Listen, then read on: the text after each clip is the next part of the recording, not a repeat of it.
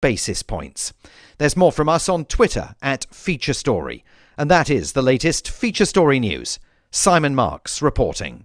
A Japanese-American internment facility was still in operation in the mountains of Northern California. The facility should have been closed in 1945 and its 6,000 residents released, but unfortunately the camp was overlooked until this week. I am happy to announce, however, that the remaining 118 detainees have now been fully exonerated of suspicion of spying for General Tojo, and they have been freed. Next item of business.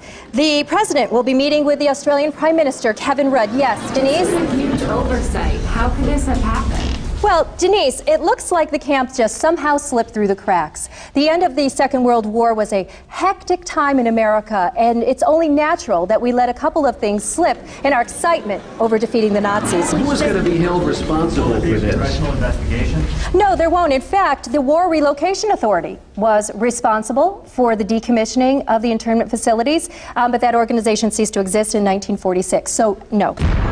This is the Onion News Network.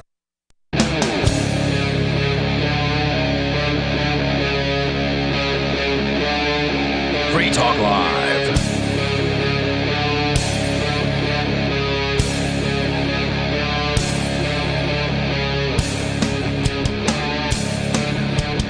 It is Free Talk Live. Welcome to the program here. You can join the show. The number is 603-283-6160.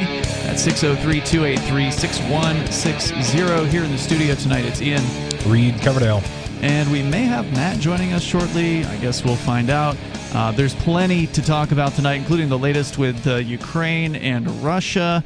You've been covering that recently on your show, Reed, which is Naturalist Capitalist. We'll talk about that on the way. And, of course, your phone calls are welcome. Plus, the latest campaign ad from Jeremy Kauffman, the New Hampshire candidate for U.S. Senate. I mean, normally we don't talk about local campaigns per se because, well, people outside of New Hampshire probably just don't care. But Jeremy's campaign is a little bit different. In fact, it's a lot different from your typical libertarian campaign, so I think he deserves a lot of props for what he's been doing, so I want to get into that. But we're actually going to start out with your calls because, well, it's kind of what we do here on Free Talk Live. And we've already got Vondra on the line in California. Vondra, you're on with Ian and Reed. Hi, I'm back. Welcome back. I have something about the renewable energy. The United States must be manufacturers and sellers of renewable energy. I've been listening to your show, and everybody is needing this electric and power and everything for their businesses and whatnot. Our horses are still our most powerful allies in America and also for foreign countries. And when I say that we can do that through horse manure and wood chip bedding through quantum horsepower, as developed already by Finland, that is our answer. And this is a very serious thing to help our nation and other nations. All right, let me see if I can recap, because you called earlier this week for the first time, and you correct me if I've gotten anything wrong here. My understanding from what you told us a few nights ago, I'm just going to try to bring our audience up to speed. We always have new people tuning in. Reed, you weren't here when she called the first time. So essentially, you want to create horse farms staffed by homeless people that generate manure that can then be converted into energy. Is that my understanding correct? Not staffed by homeless people, but homeless people can play a big part. Not only homeless people, but Americans can play a big part in these horse ranches, beautiful places of communities and businesses run on quantum horsepower, which is biomass production of horse manure and the wood chip bedding. And Finland has already done this. I've been researching this for the last year. And Finland, you know, Bloomberg, all the U.S. Manufacturers and things like have been talking about this, you know. And like Bloomberg said, this means that like a country like ours is sitting on a big stinking pile of untapped green energy just waiting to be exploited. I think this is the way that. Well, I think Vermin Supreme really missed. You know, he was onto something with the ponies, but then he had this whole like zombie wheel idea that just was kind of hard to imagine. He could have just used the pony poop instead, right? And then we could have, you know. way, new inventions are hard to imagine. Someone has to bring them to the forefront. Didn't he have that part of his plan? The pony poop to methane gas, wasn't that Vermin Supreme? No, I've got his book, but I haven't read it, honestly. Vondra, tell me a little bit more about how this is going to work. Like, what are the mechanics of this farm? What do you envision it looking like?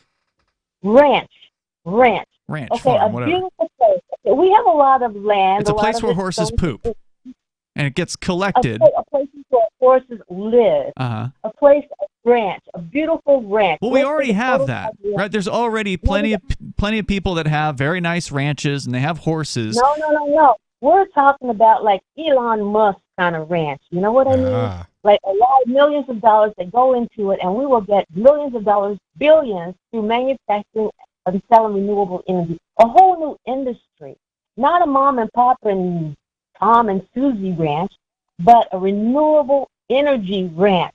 Ranches, the first prototype in California, where we place horses, and thousands of horses are being killed. Sure. But isn't this a lot of overhead, like having to put whatever amount of feed, for instance, into the horses? I think one of our co-hosts brought that up earlier I think it was Tuesday when you called in. It's like, well, if you're just going to burn the manure, why don't you just burn the feed and cut the horses out of the picture? I mean, why do we need to go this route? No, Thornton has shown this. You have horses on a ranch and a biomass production where their manure and wood chip bedding are processed for renewable energy that we can sell. We can manufacture and sell. And that's a big thing because we don't manufacture like anything of this kind of magnitude anywhere in the United States. Okay, but you didn't answer my question, Vondra. Why is it so important that it be horse manure? I mean, aren't we just talking about setting something on fire here? Is manure supposedly more energy producing than, say, just setting raw feed on fire? Like, what's the benefit to this? Fortum Horsepower has developed this high technology of our time. This is our time for this kind of technology. So you're talking about biomass production of the wood chip bedding and horse manure. Okay, what's the wood chip bedding aspect of this? I don't know what that part is. Well, it combines for biomass production with the manure. Fortum Horsepower has developed it. And this was, I researched this even before Finland was even thinking about NATO.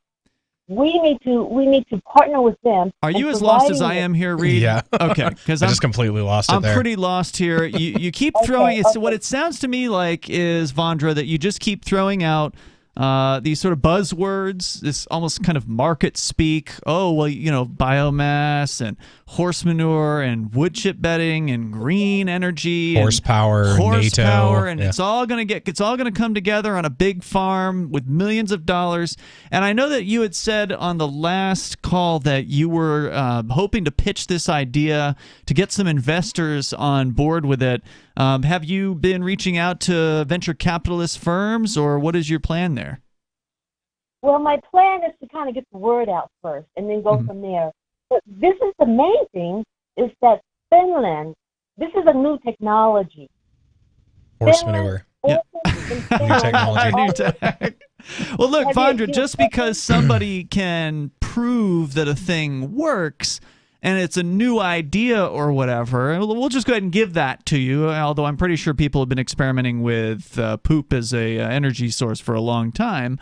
But let's just say this is a new way of extracting some sort of energy from it.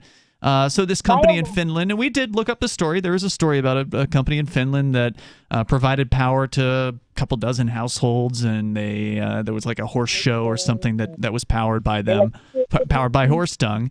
And so it's like, okay, so there's something there, but is it more efficient than, say, solar power or nuclear power, for instance, or even burning natural gas? Go ahead. Yes, it is. We have all this. We want to get rid of fossil fuels, right? Is that right? I don't know. I mean, they seem to be working fine. Pollution-wise. Well, Well, it seems to me that nuclear is the way to go. I mean, if you want to get rid of fossil fuels, then nuclear seems to be the most efficient form. And I'm no expert on power and all that, but I think it's going to be more efficient than collecting a bunch of horse poop from a farm and dumping it into some sort of a processor and trying to convert that to electricity. That seems like a process that has a lot of overhead, and that's just me looking at it from the outside. I mean, seems like dirty energy too. Poop is about as dirty as it gets. Look at it from the inside and from new technology. It's all right. Well, Vondra, you're gonna have to let us know how it goes when you approach these venture capitalists and see if they check out Vermin Supreme. Vondra, go check him out. He's already onto this idea. Well, yeah, and he may need to know about the new technology that's involved here. Maybe they can combine the zombie tech with, because like you said, Vermin's been pushing that idea for a long time, and he did time travel, so it's possible. Right, and then there's the whole ponies thing. Yeah, so free ponies. Right. Get rid of the horses, do Matt ponies instead. Yeah. Good evening, Matt. So that was Vondra with her idea of sounds like a great idea of horse poop based energy. The number 603-283-6160. And yes, you can call in about anything you want. Coming up, Jeremy Kauffman has a new campaign ad. It's all about immigration. We're going to play it for you here in moments and talk about it. Your calls and thoughts are welcome as well, and you can join us here on Free Talk Live.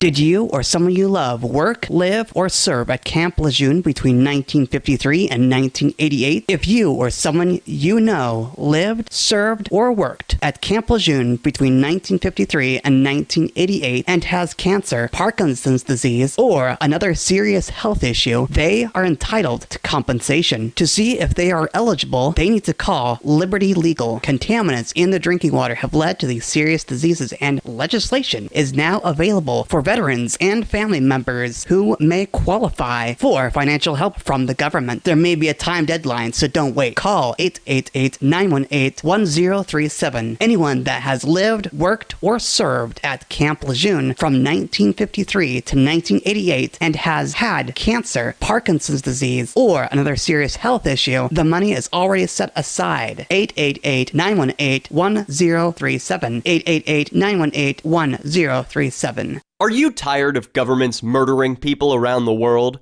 Stop using their money. There is an alternative. Bitcoin is a stateless, free market, non-political currency. Bitcoin cannot be inflated or controlled by any government. By using their money, you are helping the state. You have an incredible alternative available now. Learn it, use it, spread it. Get started with Bitcoin at Bitcoin.com. That's Bitcoin.com. What if you want to hear the latest episode of Free Talk Live, but all you have is your phone, you forgot to download our archive, and you have no data connection? You can call our Listen line at 641-793-0191. That's a long-distance number, so you may incur charges. If not, listen as long as you want. 641-793-0191. The Free Talk Live Listen line, 641-793-0191. The Free State Project has reached its goal of 20,000 liberty lovers who've pledged to move to New Hampshire and get active to achieve liberty in our lifetime. Perhaps you're trying to figure out what part of New Hampshire should be your destination.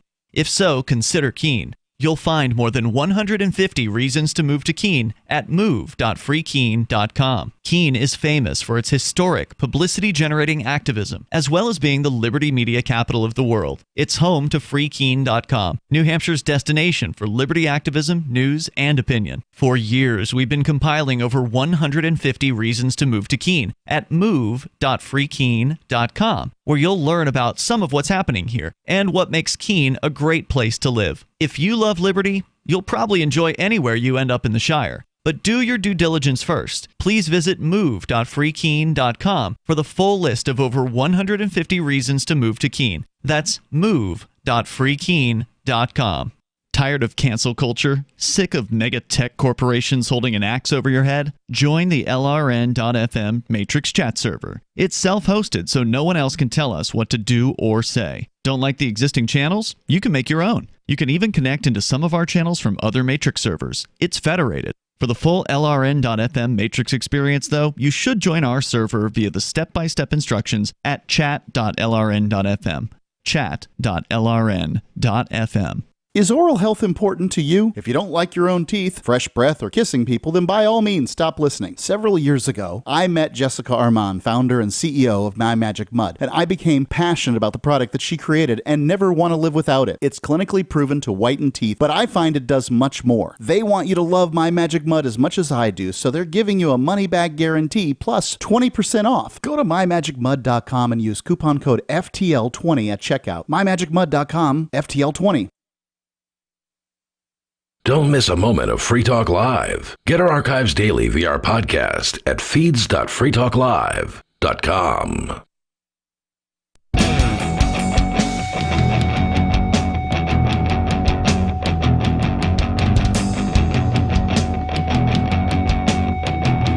It is Free Talk Live, and we will take your calls about whatever you want to discuss. The number is 603-283-6160. That's 603-283-6160. Coming up, we're going to get into the latest on the Ukraine situation. Reed, you had a guest on your show, Naturalist Capitalist, who was talking about this, so you are recently informed. I've also watched the 30-plus minute long speech of... Normally, I don't watch politicians' speeches, but this one was Putin talking about the current situation over there, and it's like, well... You can't trust the mainstream media to report on it accurately, so we know he's a politician. He's probably lying in certain circumstances, but let's see what he has to say. So I did actually sit down and watch that a couple of nights ago. But first, we're going to get into Jeremy Kaufman. By the way, with you tonight, it is Ian. Matt. Reed Coverdale. And also, I do want to make sure that you know about Bitcoin.com, because if you are ready to start learning about cryptocurrency, they can help you with that. You just go to Bitcoin.com, you click Get Started. Right there at the top of the page, you'll find useful information, some introductory videos. If you're in a hurry, just watch the first one. It'll take you all of, I think, about 3 minutes of your time. Of course, if you want to dig in deeper, by all means, you can do that. Bitcoin and crypto is a very deep topic, but you don't have to understand programming to know that it works and that it does a good job of cutting the middlemen out, which is the banks and the governments, cutting them out of money and allowing you to have total control for the first time in your life over your finances. It's one of the reasons why you might want to consider getting into it, but you really ought to do your own research first. So go to Bitcoin.com, click Get Started, right there at the top of the page. Jeremy Kaufman, he is a candidate for U.S. Senate. He's a libertarian candidate. Normally, we don't have political guests on this program. If you were to go and look at the list of guests we've had over the years, you can count the politicians on like 2 fingers, I think, basically. It's Ron Paul, and there was one other guy I think we had. So I don't get turned on by politicians at all. I find them to be pretty distasteful and despicable. Irrational and repugnant. Yeah, but I like the libertarians. I've been a libertarian for a very, very long time, basically my whole adult life. But it doesn't really, I don't really care if like a libertarian wants to call in and talk about their campaign. That doesn't interest me, because unless your campaign is doing something unique, then it's not worth talking about. If you're just a libertarian who filed for office, I understand it's not easy, right? Like, you got to get signatures in a lot of places. We sure as hell had to here in New Hampshire. Or you got to pay ridiculous fees. You got to jump through all kinds of stupid hoops. I get that it's difficult to run for office as a libertarian, or any third party for that matter, in most states in the U.S., but just because you made it to the ballot doesn't make your candidacy newsworthy, in my opinion. And that's coming from another libertarian, right? Like, libertarians like to complain about not getting enough news coverage.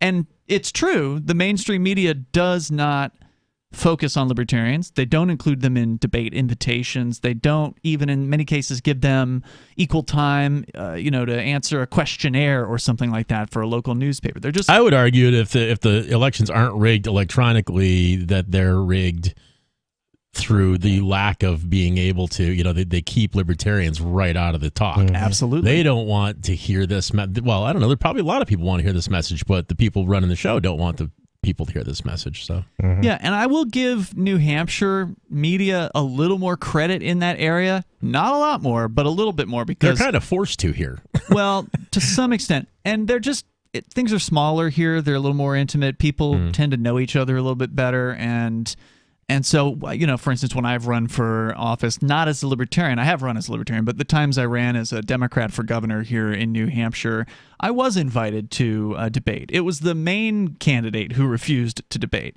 Right. And so they did actually allow me on stage for 10 minutes to just speak because the other lady wouldn't even show up. So I feel like I've been treated fairly in some circumstances, and I'll give credit to WMUR, a little bit of it. That's really the only main television station in New Hampshire. They did invite Jeremy Kauffman and Karlin Borchenko, who's the governor candidate for the Libertarians this year. They did invite them to answer a series of questions. And they asked those questions of all the candidates in the Senate race and all the governor race and some of the other federal races. And they did publish them. So to their credit, they did do that, which is why I was disappointed when I heard they weren't inviting him to the actual debate. Right. His answers were amazing, by the way. He's brilliant. Yeah, I mean, well, Bruce Fenton was on there too, so him and Bruce were kind of neck and neck. I felt like Jeremy was a little better on some things than Bruce was, and now Bruce Fenton, for listeners that haven't been paying attention, he's the crypto anarchist who ran as a Republican on the U.S. Senate side. Sadly, he went down with just under 5% of the vote in the primary, so he will not be moving to the general election. But Jeremy is on the ballot. He's also a crypto guy. He founded Library, LBRY, which we are huge fans of here on Free Talk Live. We're streaming on Odyssey, which is sort of tangentially related to Library. It kind of was birthed from Library, if you will. And we're over there, by the way, at watch.freetalklive.com.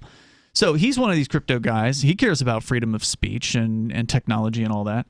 But he's got a different approach to this campaign that I really, really appreciate, and that is that he just doesn't care about the sort of the pretense of politics, the decor that some people like to say, oh, well, you have to have decorum when you're running for power. You've got to put a suit on and you've got to go and, act like you're all prim and proper in front of all these people that know that politicians are liars.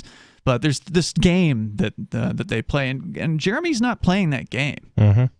Yeah, So- he's actively trying to gain attention by being an antagonist to the media or by making fun of them in a satirical way. So instead of trying to earn their approval or appease them so that they'll come and ask him questions, he has the approach of being as outrageous as possible to gain media attention that way, kind of like the Libertarian Party of New Hampshire in general has on social media. It's just a different strategy, and it's seems to have gained more media attention than the other way. That strategy has worked for the Libertarian Party of New Hampshire. Certainly, there's a lot of media attention they've gotten just within the last few months. I mean, major mainstream news articles talking about, especially the McCain tweet that they made, which we covered here on Free Talk Live, where on the anniversary of John McCain's death, they tweeted an image of his daughter crying over his casket and said, Happy Holidays.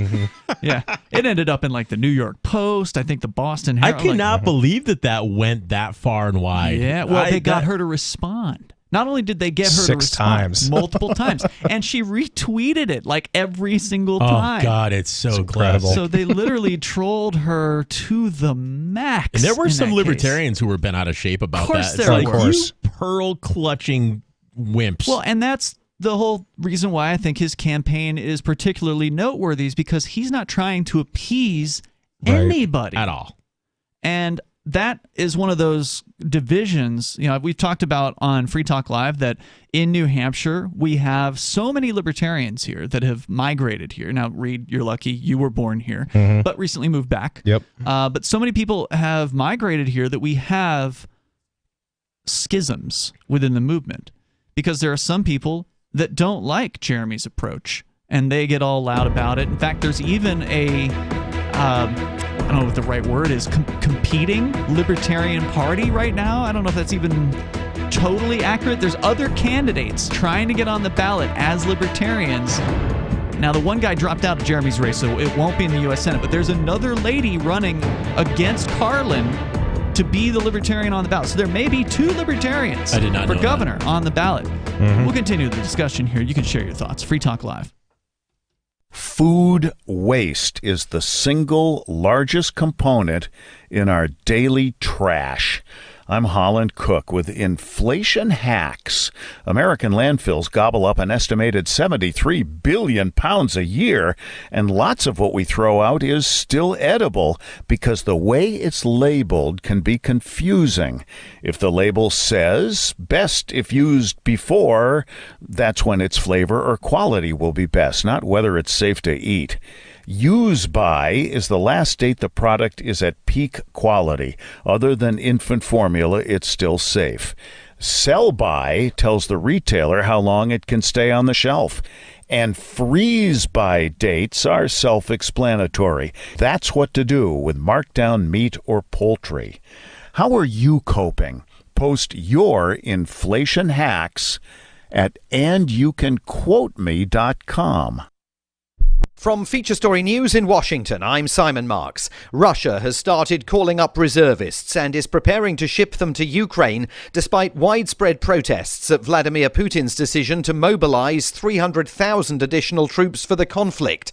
More than 1,000 people were taken into custody by police on Wednesday night as demonstrations took place in at least 40 separate Russian cities.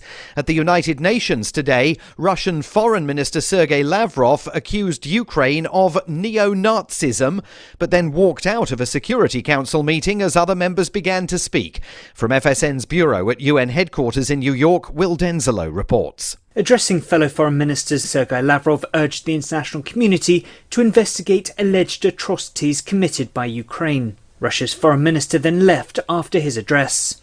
In response to that, UK Foreign Secretary James Cleverly said that Lavrov didn't want to hear the Chamber's collective condemnation. Ukraine's foreign minister used the meeting to reiterate President Volodymyr Zelensky's call for Russia to be held accountable for the war. The US Treasury has sanctioned Iran's morality police after the death in custody of Mahsa Amini, a 22-year-old arrested in Iran for failing to wear her hijab correctly.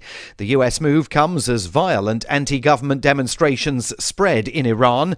From FSN's Washington bureau, Caroline Malone reports. Iran's morality police are responsible for the death of 22-year-old Mahsa Amini, according to a statement from the US Treasury. And Washington's Office of Foreign Assets Control has designated Iran's morality police for abuse and violence against women and for violating the rights of peaceful protesters. The Treasury is also targeting 7 senior leaders of Iran's security organizations, including the Morality Police, Ministry of Intelligence and Security, and the Army's ground forces, among others. Following Wednesday's move by the US Federal Reserve, the Bank of England raised interest rates today by 50 basis points. FSN's Giles Gibson in our London bureau with that story. Well, this hike in interest rates is all about reining in inflation here in the UK, which hit 9.9% in August. The Bank of England is now saying it expects inflation to peak in October at just under 11%. We are seeing central banks all over the world taking similar action to this. What does this mean for ordinary citizens? When interest rates go up, it gets more expensive to have debt. So anybody with credit card debt, anybody who's about to renegotiate their mortgage, their monthly payments are going to go up. And South Africa's Reserve Bank today also raised rates by 75 basis points. One other headline, Tesla is recalling 1 million vehicles over a problem with their windows. The cars were sold in the United States and need a software upgrade. From bureaus worldwide, this is FSN.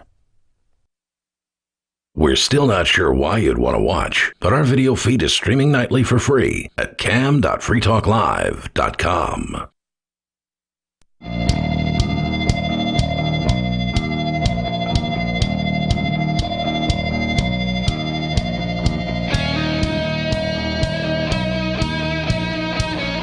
It is Free Talk Live, and you can join us here if you want. The number is 603-283-6160. That's 603-283-6160. Free Talk Live brought to you by Bullion Max. You know that inflation isn't going to get better, right? So I would recommend that you consider some other alternatives. Now, look, I'm not a financial advisor, but this is what I would do. This is what I have done. I have purchased gold and silver, and BullionMax.com will give you some great pricing on their silver starter kit. That is 5 ounces of the most desirable silver products that you can get at employee pricing by going to bullionmax.com/FTL. That's bullionmax.com/FTL. Offers limited to 1 per household. You want to get some gold as well? They got that over there for you. Gold backs, they have them over at bullionmax.com. You can shop without talking to a salesperson. Your precious metals ship fully insured directly to your home. You can own the most stable assets in recorded history. And by the way, price on gold is down a little bit right now. Sorry about that, Matt. I got shut off. Gold price is below $1,700. That's crazy. Why? Per ounce. Wow. Per ounce. Now, That of course, seems odd to me. That's the spot price. You're not going to be able to find an ounce at that price, but still, price is going down. Yeah, who knows? You don't know what happens over time. I'm curious now. I want to go find out how much an ounce of gold is. I remember 20 years ago, gold was like $300 an ounce. Yeah. I don't think it's going down that far. That's for sure. So, yeah, I bought a whole bunch of silver at $4.28 cents an ounce. Good I remember old those days. days. bullionmax.com/FTL. As always, be careful with what you put into things. You never know what's going to happen in the future, so don't ever put in what you can't afford to lose. But I really like precious metals. We've always been big fans of it here on Free Talk Live, and bullionmax.com's got a good site. bullionmax.com/FTL to get your silver starter kit. All right, so we're talking about Jeremy Kauffman and his advertising, his campaign in general, which has mostly been advertising at this point. I mean, he's gone out to a few campaign events and given some speeches and that sort of thing. And he's usually a little more serious when you get him in real life. But the online aspect to this, the advertising aspect, and I presume if they can raise enough money, they'll throw this up on broadcast television or whatever. I remember they were talking about doing a fundraiser for that.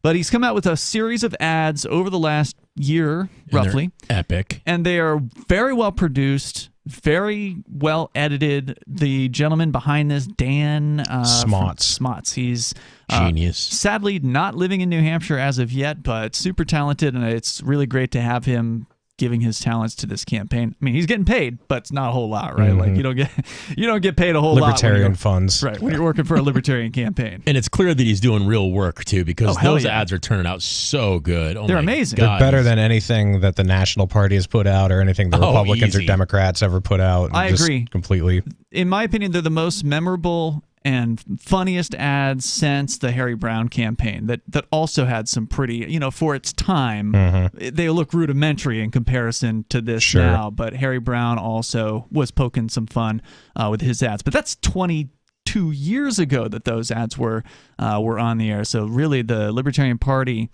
they paid, didn't they pay like $30,000 for this lame awful, stupid, lame. I don't even remember what the issue was. It was vaccine mandates, I think. But it was just the lamest. I mean, I could have made something with Windows Movie Maker. Yeah, and it took them forever. Like, half an hour. Yeah, it took them months to get it done. It took them $30,000. Somebody bilked them on that one. So I've got the latest ad here from Jeremy Kauffman. We're just going to go ahead and play it. I will have to stop it toward the end because he does use the S-bomb in this, and we're on broadcast radio, so I can't play Serious? Yeah, and we've had computer problems, so I didn't have a chance to bleep it. Otherwise, I would have gone and done that. So this is Stop Mass Migration Now. Thieves, parasites. By the way, I have to tell you to some extent what's going on screen. Jeremy is he's being filmed in front of like a barbed wire fence, and he's speaking. Lowlifes. Scum. People coming over our border into our homeland to destroy what we believe in. Thugs. Addicts. People of Massachusetts that don't share our values. Now, when I first saw the ad, I'll continue in a moment, but when I first saw the ad, I didn't notice that it was Stop Mass Migration Now, that it was the abbreviated mass, as in Massachusetts. I mean, I knew it was going to be funny, but I didn't even notice the joke in the title. Liberty, property rights, and voluntary interactions. One of the most dangerous drugs that makes it over this border, destroying the lives of many children, is a new one called CRT. All right, what does it stand for? Critical race theory. Right. And I have not been paying close attention, but I understand they have been loading up the government schools with this. And essentially it's teaching people that if you're born white, you're immediately a bad person or something like that.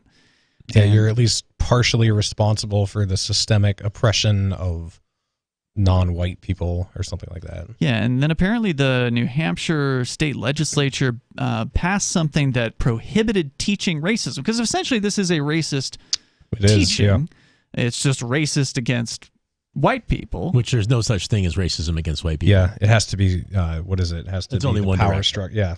So they banned the teachings that one race is superior to another in the New Hampshire school system, and a bunch of hard leftist teachers flipped out about that. Anyway, he moves on. If your child starts feeling guilty just because of their race, they may be taking this dangerous drug. We need to build a wall. Calling on all Mexicans and Canadians that want to end taxes, end the drug war, and think guns should be legal. All right. So on the screen, they have immigrant requirements. 1, must hate taxes. 2, must be cool with drugs. 3, must think guns are, quote, rad. And then extra credit, bring drugs. And that pops up real fast before the next scene comes in here. And I love that. The New Hampshire Libertarian Party recently tweeted something very similar to this, saying, we want everybody to come here from Canada and Mexico who agree with individual liberty. If you truly are a liberty-minded person, you should be making your way to New Hampshire. They've even been tweeting at some of these women. There have been like these hot chicks from Canada that have been posting on social media talking about the hashtag Trudeau must go or whatever. Because, they kind of give a paragraph about, or a sentence or two about their personal history and how they're, Trudeau thinks they're a radical, and so, screw Trudeau kind of thing. And so the New Hampshire libertarians have been tagging those people and responding to them saying, hey, we'll get you a husband, come on down. So going on here with more of Jeremy's ad. To get to New Hampshire by any means possible. Get here illegally, I'm cool with that. I don't care about that. Nice. And we are going to make Massachusetts pay for them to build a wall. Am I inviting all Mexican drug cartels to come here? Absolutely not. What kind of drugs do they have? What is their policies on legal machine guns? Are their drugs any good? These are the kinds of questions that our immigration He's smoking a policy joint. needs to be asking. Just really make you lose it. I went to the other side. I went to a market basket in Massachusetts, and I saw a 3-year-old wearing a mask. And that's the kind of stuff, that's the way these people live on the other side of this border. Trash. People from Connecticut, you suck too. Okay, I gotta pause it. Okay, because he's about to tell him you're from an S-hole state, I think is what he says. To the Connecticut people. So he insults Connecticut people, and then the spot wraps up.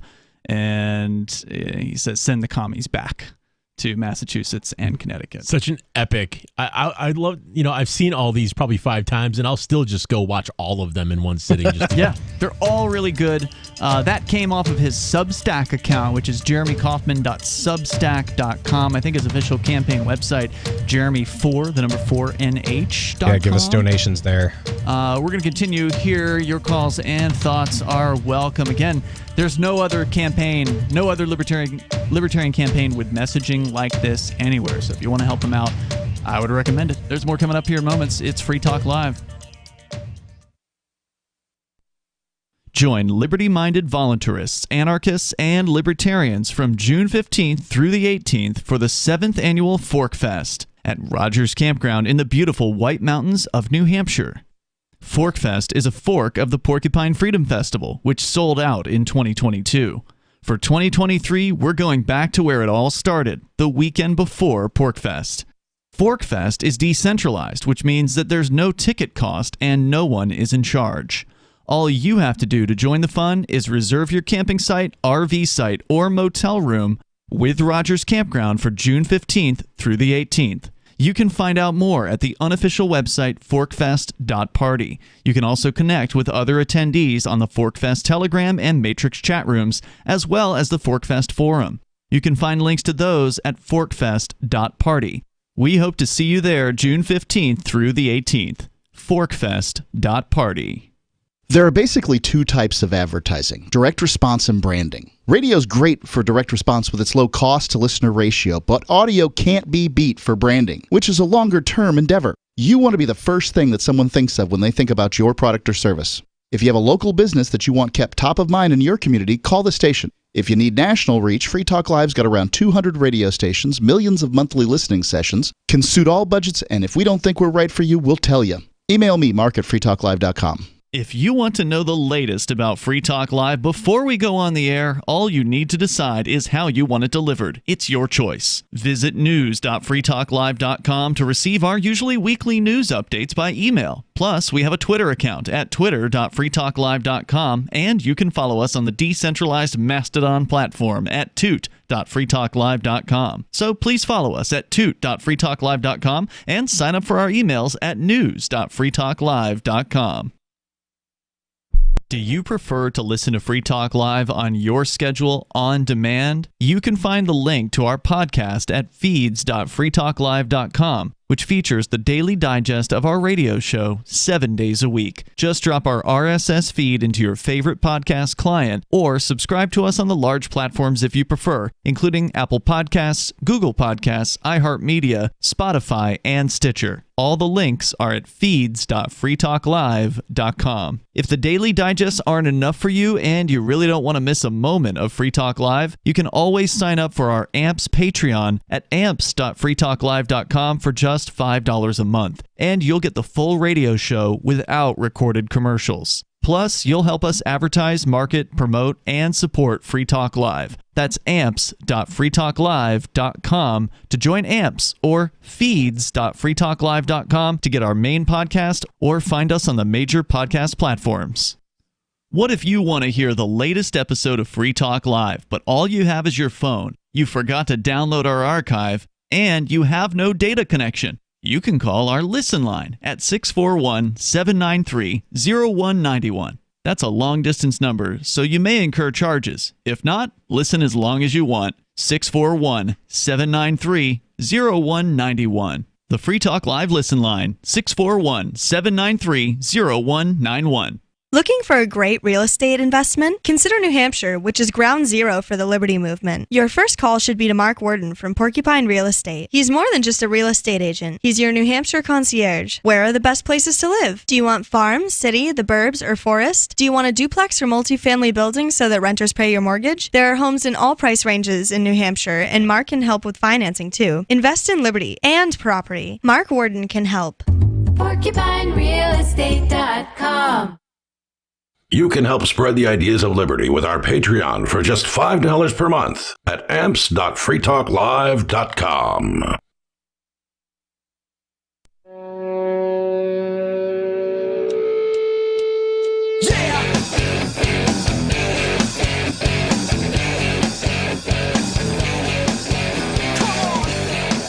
Yep, it's Free Talk Live. Phones are open if you want to join the show. The number is 603-283-6160.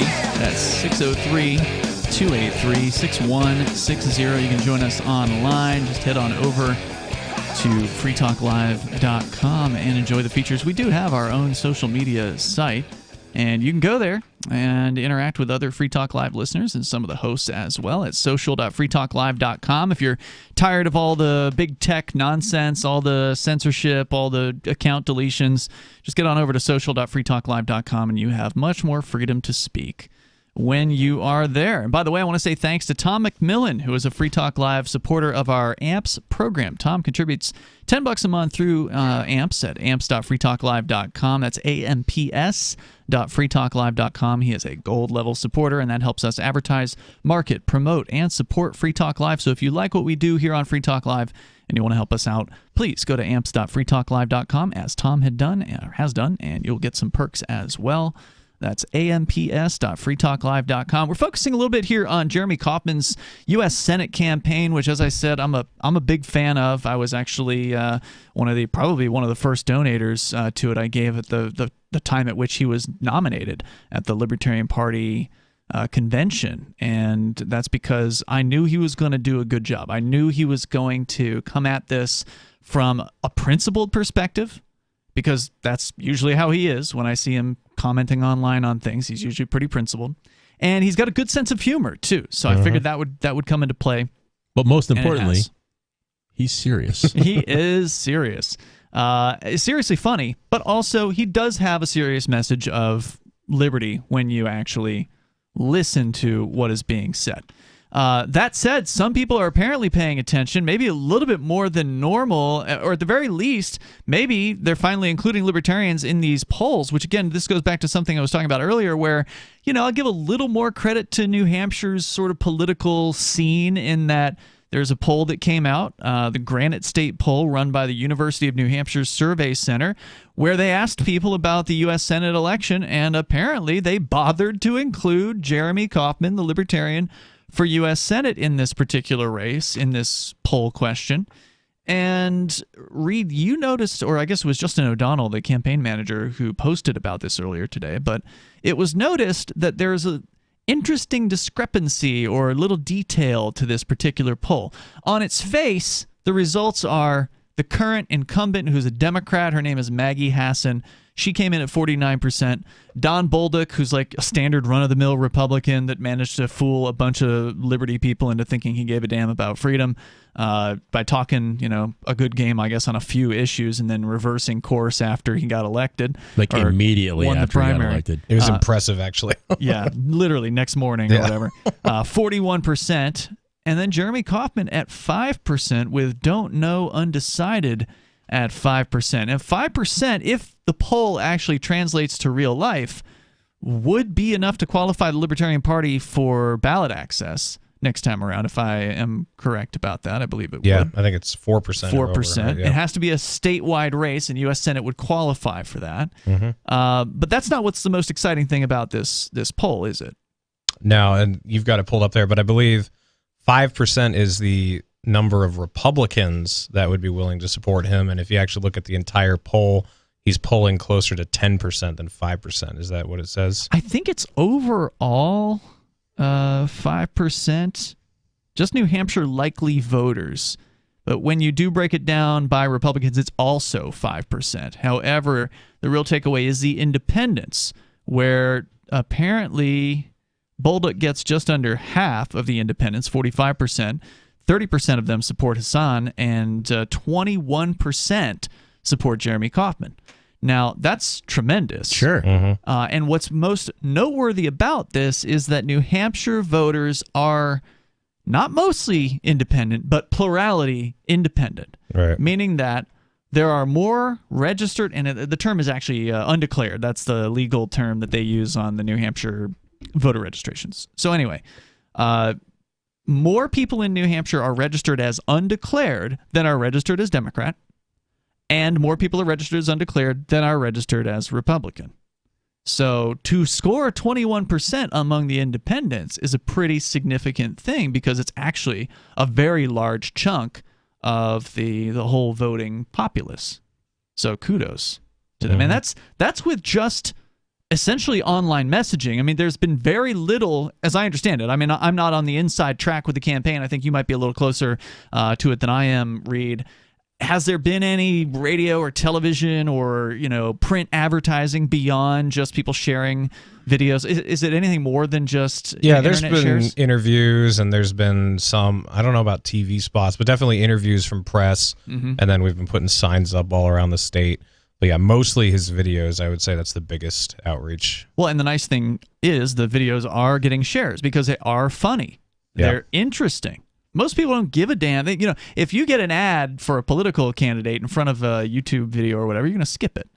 But if it's funny, then that would be a completely different situation. The only problem is, if people are able to skip the ads, it has to grab them quick, right? So I'm looking forward to seeing the shorter versions of these, because they're usually only about a minute and a half or 2 minutes to begin with. but you probably have to clip that down. You're definitely going to have to cut it down to get on television. They are doing some fundraising, I believe, to do that. Justin posted today, I believe, about what they're trying to raise, and he's hoping that he can get people from the wider libertarian movement, not just New Hampshire libertarians, but people anywhere that want to see a really exciting libertarian campaign.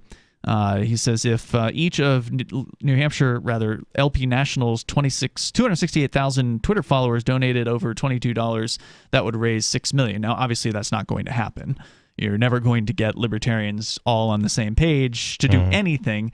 But, if you could get a few percentage of them, then that's more than you had. And if you can raise 10 grand instead of 6 million, that's still probably more than most libertarian campaigns spend on television or radio or whatever than anywhere across the country, I would think. Yeah. Go to Jeremy4Newhampshire.com if you want to donate and help him get those TV ads up. It's Jeremy4NH, right? Yep, Jeremy.com. Yep. What did I say? New Hampshire, but people might have Jeremy4NH, yep. So I think that's a good plan. I just don't know. It's hard for me as somebody who's fairly skeptical of political campaigns in general to justify spending money at all. I understand that's like what people feel like they need to do.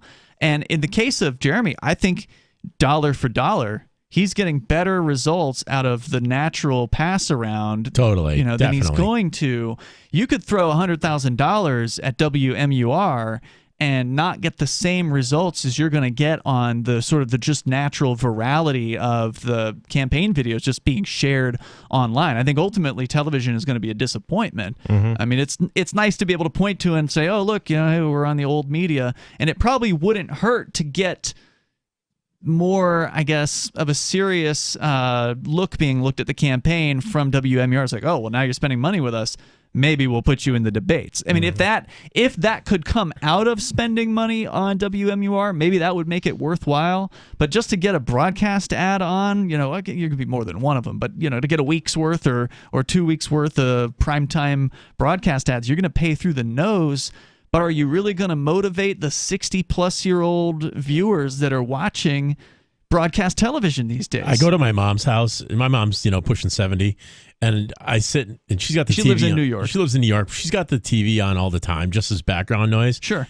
And I was just kind of paying, I was like, Mom, people don't watch TV anymore. You can use my Netflix account. You can use my Amazon Prime account. All these accounts I have, you're more than welcome to tap into them. I'll make you a little sub account. No, I just want to watch my home and garden my HGTV, whatever. I'm like, Mom, do you know who's watching television these days? Because she prides herself on being a very young 70, you know? And I was like, pay attention to the TV commercials that are coming on right now. And it was all like Depends and Geritol. And she's like, oh my God, am I old? I realized that when I was on Fox News, I was telling people, hey, I'm going to be on Fox News tomorrow at 1 or whatever. And everyone was like, how do I watch it? Yeah. I was like, oh, yeah. They don't even have an online feed, no, right? Yeah. I mean, everyone had to figure it out through Facebook or something where somebody somewhere still has a direct TV hooked up to their computer, and they recorded it, and then people could see it. Because I remember seeing it later on. I mean, I'm sure hardly anyone was able to watch it live as it happened. How much it's changed. It really has. And so, hey, if they can raise the money and do it, I wouldn't take it from them. But there's got to be better ways to spend that money. I don't know on what it would be, because I wouldn't want to give the money to YouTube either. I don't know who's worse, broadcast television or YouTube these days. I mean, either way, you're pouring money into the enemy essentially. So what do you do? Go to Odyssey. Well, yeah, you can do that, but they're still growing. They don't have the audience. But again, online you're dealing with people skipping ads, so it's tough. It's tough to get the word out about stuff like this. Going viral is really the best way to do it, and he's done that so far. More coming up here. You can join us. We'll get into Ukraine on the way. It's Free Talk Live. Did you or someone you love work, live, or serve at Camp Lejeune between 1953 and 1988? If you or someone you know lived, served, or worked at Camp Lejeune between 1953 and 1988 and has cancer, Parkinson's disease, or another serious health issue, they are entitled to compensation. To see if they are eligible, they need to call Liberty Legal. Contaminants in the drinking water have led to these serious diseases, and legislation is now available for veterans veterans and family members who may qualify for financial help from the government. There may be a time deadline, so don't wait. Call 888-918-1037. Anyone that has lived, worked, or served at Camp Lejeune from 1953 to 1988 and has had cancer, Parkinson's disease, or another serious health issue, the money is already set aside. 888-918-1037. 888-918-1037. Have you had enough of the big-name web hosting services that are long on promises but short on bleeding-edge features, uptime, and customer service? Try Agorist Hosting, the agile web host that offers full concierge service from website redesign, full e-commerce solutions, custom apps for your Shopify store, IPFS integration, and more. Agorist Hosting is ready to take your web presence into the future. To get started, head over to agoristhosting.com. Tired of cancel culture? Sick of mega tech corporations holding an axe over your head? Join the LRN.FM Matrix chat server. It's self-hosted, so no one else can tell us what to do or say. Don't like the existing channels? You can make your own. You can even connect into some of our channels from other Matrix servers. It's federated. For the full LRN.FM Matrix experience, though, you should join our server via the step-by-step instructions at chat.lrn.fm. Chat.lrn.fm. You're listening to the live edition of Free Talk Live. Hour number 2 is next after the news here on the Liberty Radio Network at LRN.FM. From Feature Story News in Washington, I'm Simon Marks. Russia has started calling up reservists and is preparing to ship them to Ukraine despite widespread protests at Vladimir Putin's decision to mobilize 300,000 additional troops for the conflict. More than 1,000 people were taken into custody by police on Wednesday night as demonstrations took place in at least 40 separate Russian cities. At the United Nations today, Russian Foreign Minister Sergei Lavrov accused Ukraine of neo-Nazism, but then walked out of a Security Council meeting as other members began to speak. From FSN's bureau at UN headquarters in New York, Will Denzelo reports. Addressing fellow foreign ministers, Sergei Lavrov urged the international community to investigate alleged atrocities committed by Ukraine. Russia's foreign minister then left after his address.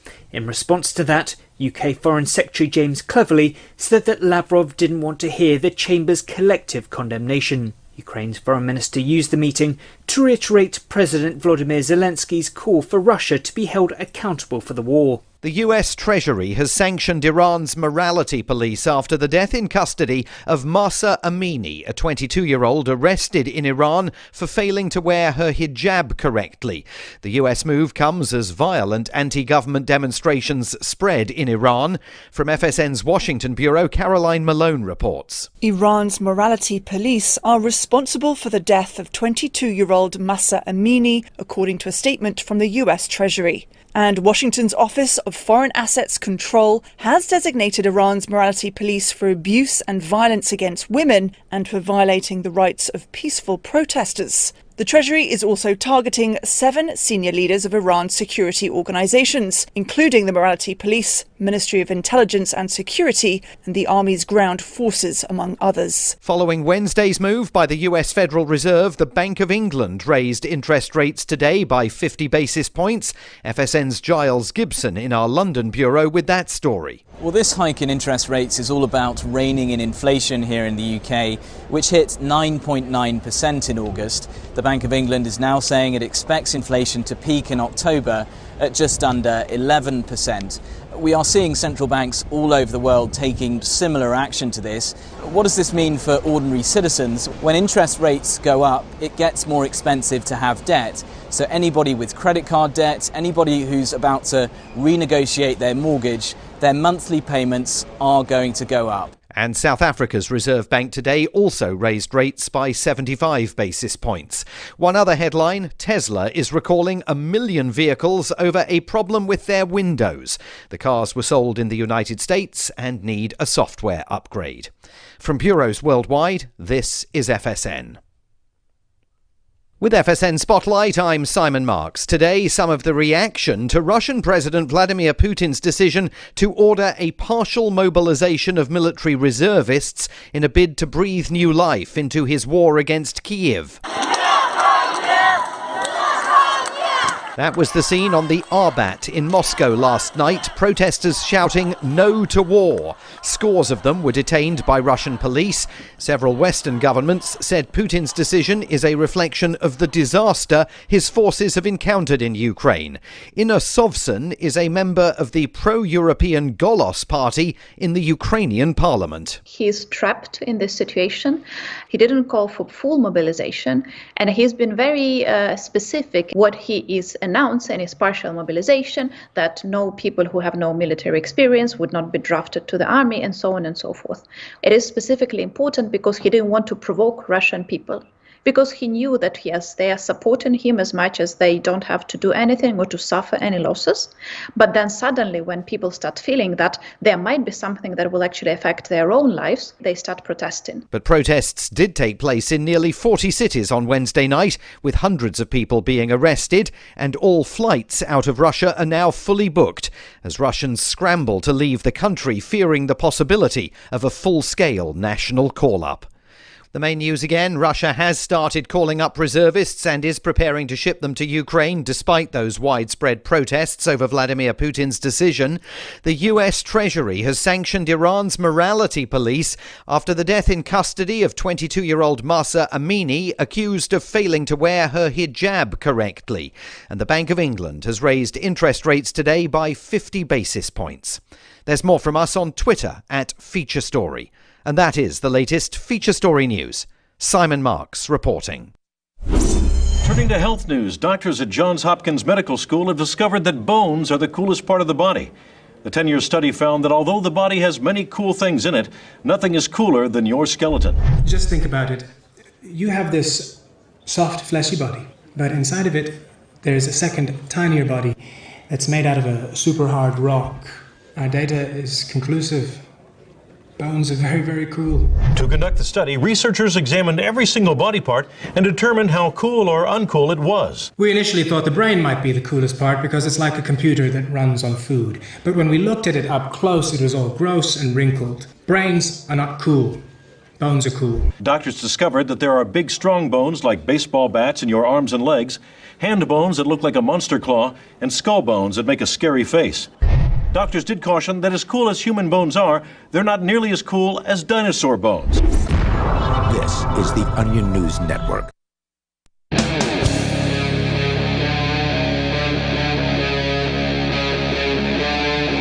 Free Talk Live.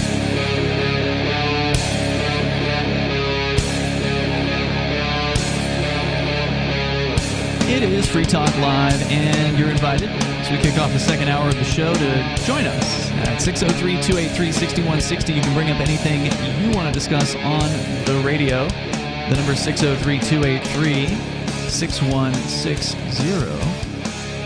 And you can bring up whatever you want, but we always bring things to the table that we think you might find interesting. Here in the studio tonight, it's Ian, Matt, and Reed Coverdale. Reed, you are the host of Naturalist Capitalist. It is the show that you do more than once a week, right? A couple times? Yeah, I try to do 2 or 3 times a week. People can find that on your Odyssey channel. Also still on YouTube, as long as they haven't banned you yet. Correct. We got a strike last month, but we're now back streaming on YouTube for how long it'll be, I don't know. Could be a couple days, could be a couple weeks. You never know. But Odyssey is not likely to ever take you down. So if you want to get the latest episodes of Naturalist Capitalist as well as Free Talk Live, be sure to follow both channels over on Odyssey. And you can get to our channel by going to video.freetalklive.com and then just type in Naturalist Capitalist into the search bar, and it should bring a Reed show up. But you're big into sort of the whole international anti-war scene, and you have guests on your show fairly frequently. You had somebody on recently you wanted to tell us about. Yeah, I mean, I don't really know what's true about what's going on overseas because I'm not there. Even the people there can't really even know. Exactly. Right? All you can know is what you see. It's so hard to find out what's true, so the closest I can come to finding the truth is just listening to people who have been right a lot in the past. So I tend to have those type of people on. One of the people I have on a lot, he's kind of a controversial figure. He's Ryan Dawson of the Anti-Neocon Report. I forgot all about Ryan Dawson. He lives in Japan, right? He does, yeah. Yeah. But he's very up to date on foreign policy, especially in Ukraine and Russia. Like he He was saying this was going to kick off long before it did. He's also deep into like political crime. Like he investigates it, so he knew all about Hunter Biden's connections with Burisma. Is that the power company? Yeah, in the Ukraine? gas company, and then also John Kerry, and like he knows all that stuff inside and out. So he knew a lot of this was coming down the pipe.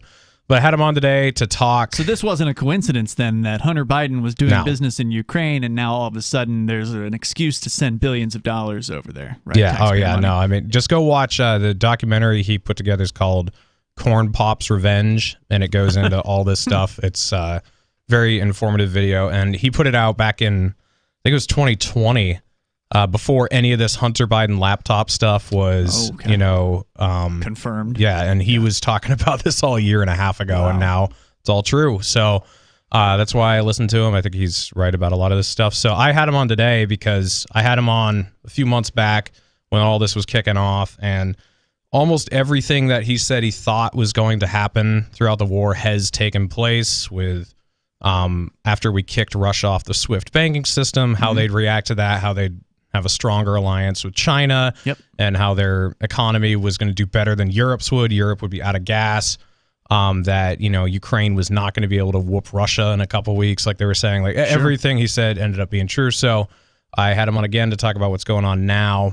And the narrative lately has been that the Ukrainians have had a counteroffensive and they've just whooped the Russians and kicked them way back. And This Russia's is the Western pulling narrative. out. Yeah. This is the official quote-unquote mainstream media narrative. Right. Yeah. What he said is that that's not the case. What we've had happening is the Ukrainians kind of dug in with the Russians bombing them for weeks. And the Ukrainians realized they're never going to win this way. We have to actually rush them because they have endless amounts of artillery that they can just send into our cities, and they could do it forever.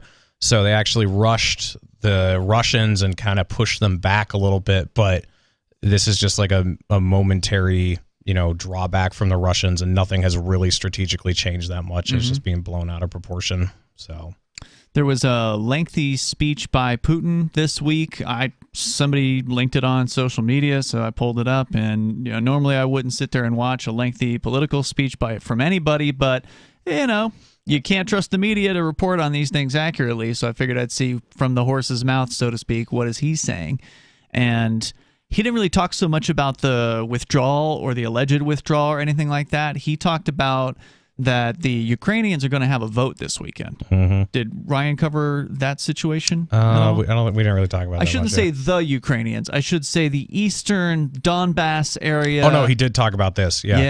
Yeah. So I'm curious if he had something else to say about that, because supposedly what's happening here, if you look at the Western media reports about this, they're saying Russian-controlled people in the Donbass are calling for an election or a vote.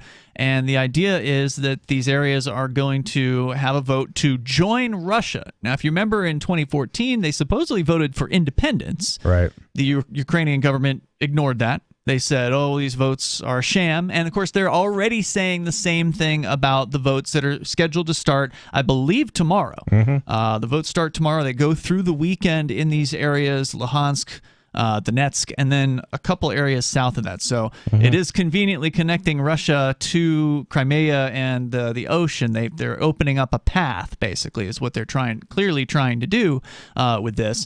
But the U.S. government has officially said, and I wish I had the quote in front of me. I read it a few nights ago on the air.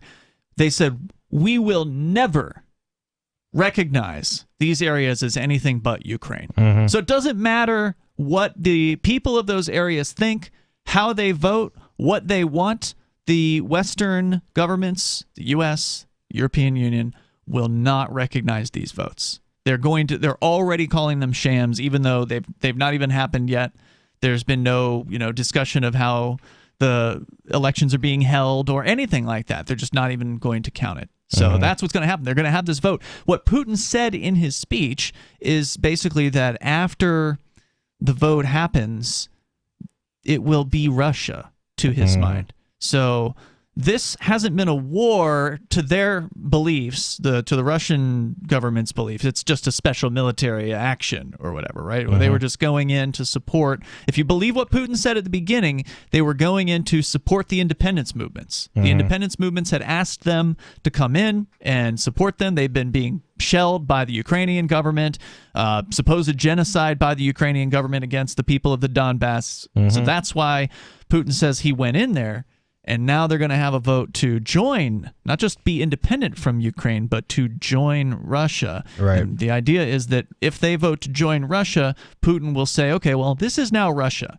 And if you're bombing Russia, it's an act of then war. that's a different story than you bombing your own quote-unquote territory. So that's supposedly what's coming. He trotted out the nuclear weapon thing in this speech and basically said, if you mess with us, you're going to see destruction like you've never seen.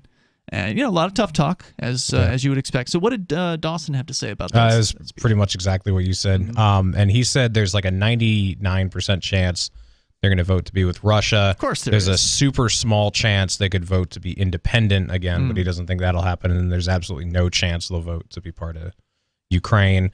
And a lot of people should look into the history surrounding this with the Donbass region and the Minsk II agreement. This goes back years where there was supposed to be some sort of autonomy that these states had from Ukraine. They were going to officially recognize the Ukrainian government, but they were supposed to have like a really robust 10th Amendment, basically, that let them kind of govern themselves. That didn't work out. That was just completely violated by the Ukrainians forever. So, surprise. Government didn't honor its agreement. Yeah, wow. Shocker. So the big question is, what's going to happen after this election? Is Putin going to do what he's suggesting that he will do? And that is to say, treat these like an extension of Russia, that it's actually Russian territory, and then that makes this a full-on, full-blown war now, to where he could then bring even more weapons to bear or more troops to bear, potentially nuclear level. I mean, so this weekend could have a fairly big effect on what transpires. I honestly don't have much place to speak about this, like what will happen, because who knows? I didn't even think the initial invasion was going to happen. Me neither. I thought that was all, hyped up. Yeah, I thought it was bluster. Yeah, so I don't want to make any assumptions about what he will do or won't do because I have no idea. But it's a lot of tough talk going around out there, and of course, NATO's talking tough too, and Putin knows what this is. I mean, he calls out the interesting part of the speech was he calls out a lot of the history of U.S. foreign policy, invading Iraq, and all he's these very other well things. read. Syria, absolutely. Yeah. So he's not wrong about a lot of the things that he says when it comes to the global conflicts. More coming up here. It's Free Talk Live. Did you or someone you love work, live, or serve at Camp Lejeune between 1953 and 1988? If you or someone you know lived, served, or worked at Camp Lejeune between 1953 and 1988 and has cancer, Parkinson's disease, or another serious health issue, they are entitled to compensation. To see if they are eligible, they need to call Liberty Legal. Contaminants in the drinking water have led to these serious diseases, and legislation is now available for veterans and family members who may qualify for financial help from the government. There may be a time deadline, so don't wait. Call 888-918-1037. Anyone that has lived, worked, or served at Camp Lejeune from 1953 to 1988 and has had cancer, Parkinson's disease, or another serious health issue, the money is already set aside. 888-918-1037. 888-918-1037. Do you feel like your nation, state, or community no longer holds your values? Have you dreamt of a place where people agree that liberty is important and are free to pursue their projects so long as they respect the property of others? There are many people just like you that are discovering freeprivatecities.com. Their social media links are at the upper right of the page at freeprivatecities.com. All skill levels will be needed when the first of the Free Private Cities opens. It's sooner than you think. Stop arguing and build. freeprivatecities.com. So you've signed the Shire Society Declaration and are planning your move to New Hampshire to be around more liberty-oriented people. Next, sign up for the Shire Society Forum at forum.shiresociety.com. There are a bunch of people there who are already in the Shire, and they want to meet you. If you're already in the Shire physically, you should also come by the forums. Remember, not everyone uses Facebook. New people are signing up for the Shire Society Forum every month, so drop in and say hello at forum.shiresociety.com. We have some good news. The indictments against Ross Ulbricht in the District of Maryland were dismissed with prejudice, meaning they can never be refiled. This is especially good because those indictments contain the only charge ever made that Ross engaged in murder for hire. This was a serious allegation that Ross Ulbricht denies. It was never prosecuted or ruled on by a jury, but was trumpeted by the federal government and the media as if it were proven fact. The Maryland court held these indictments for almost 5 years, poisoning Ross's case and leaving him under a cloud of unproven allegations. As explained in Ross's appeal to the Supreme Court, the fact that the judge used these allegations to give Ross a draconian sentence of double life without parole violated his Sixth Amendment right to a jury trial. Judges are required to issue sentences based on convictions decided by a jury, not unproven allegations never even charged at trial. Although this is a positive development, the dropped indictment will not set Ross free. Now, a presidential pardon is Ross's only hope of freedom. Sign the petition at freeross.org. freeross.org. If you want to know the latest about Free Talk Live before we go on the air, all you need to decide is how you want it delivered. It's your choice. Visit news.freetalklive.com to receive our usually weekly news updates by email. Plus, we have a Twitter account at twitter.freetalklive.com, and you can follow us on the decentralized Mastodon platform at toot.freetalklive.com. So please follow us at toot.freetalklive.com and sign up for our emails at news.freetalklive.com. The new 4th edition of Healing Our World, The Compassion of Libertarianism, will take your understanding of liberty to a deeper level and has over 1,300 updated references, new cartoons, and a foreword by Dr. Ron Paul. With discounts for multiple book purchases, the 4th edition of Healing Our World is a great gift for the liberals, pragmatists, environmentalists, and Christians in your life who think libertarianism is cold-hearted. Get yours today at healing.freetalklive.com and use promo code FTL for a $5 discount. Yep, we still do email. Drop your email address in the entry box at freetalklive.com, and you'll be kept in the loop with Free Talk Live. Free Talk Live. The phones are open, and you can join us here. All you got to do is dial in at 603-283-6160, whether you want to talk about the situation in Ukraine, which could be escalating as soon as next week. To what? Well, that's up for speculation. If you want to comment, you can join us, 603-283-6160.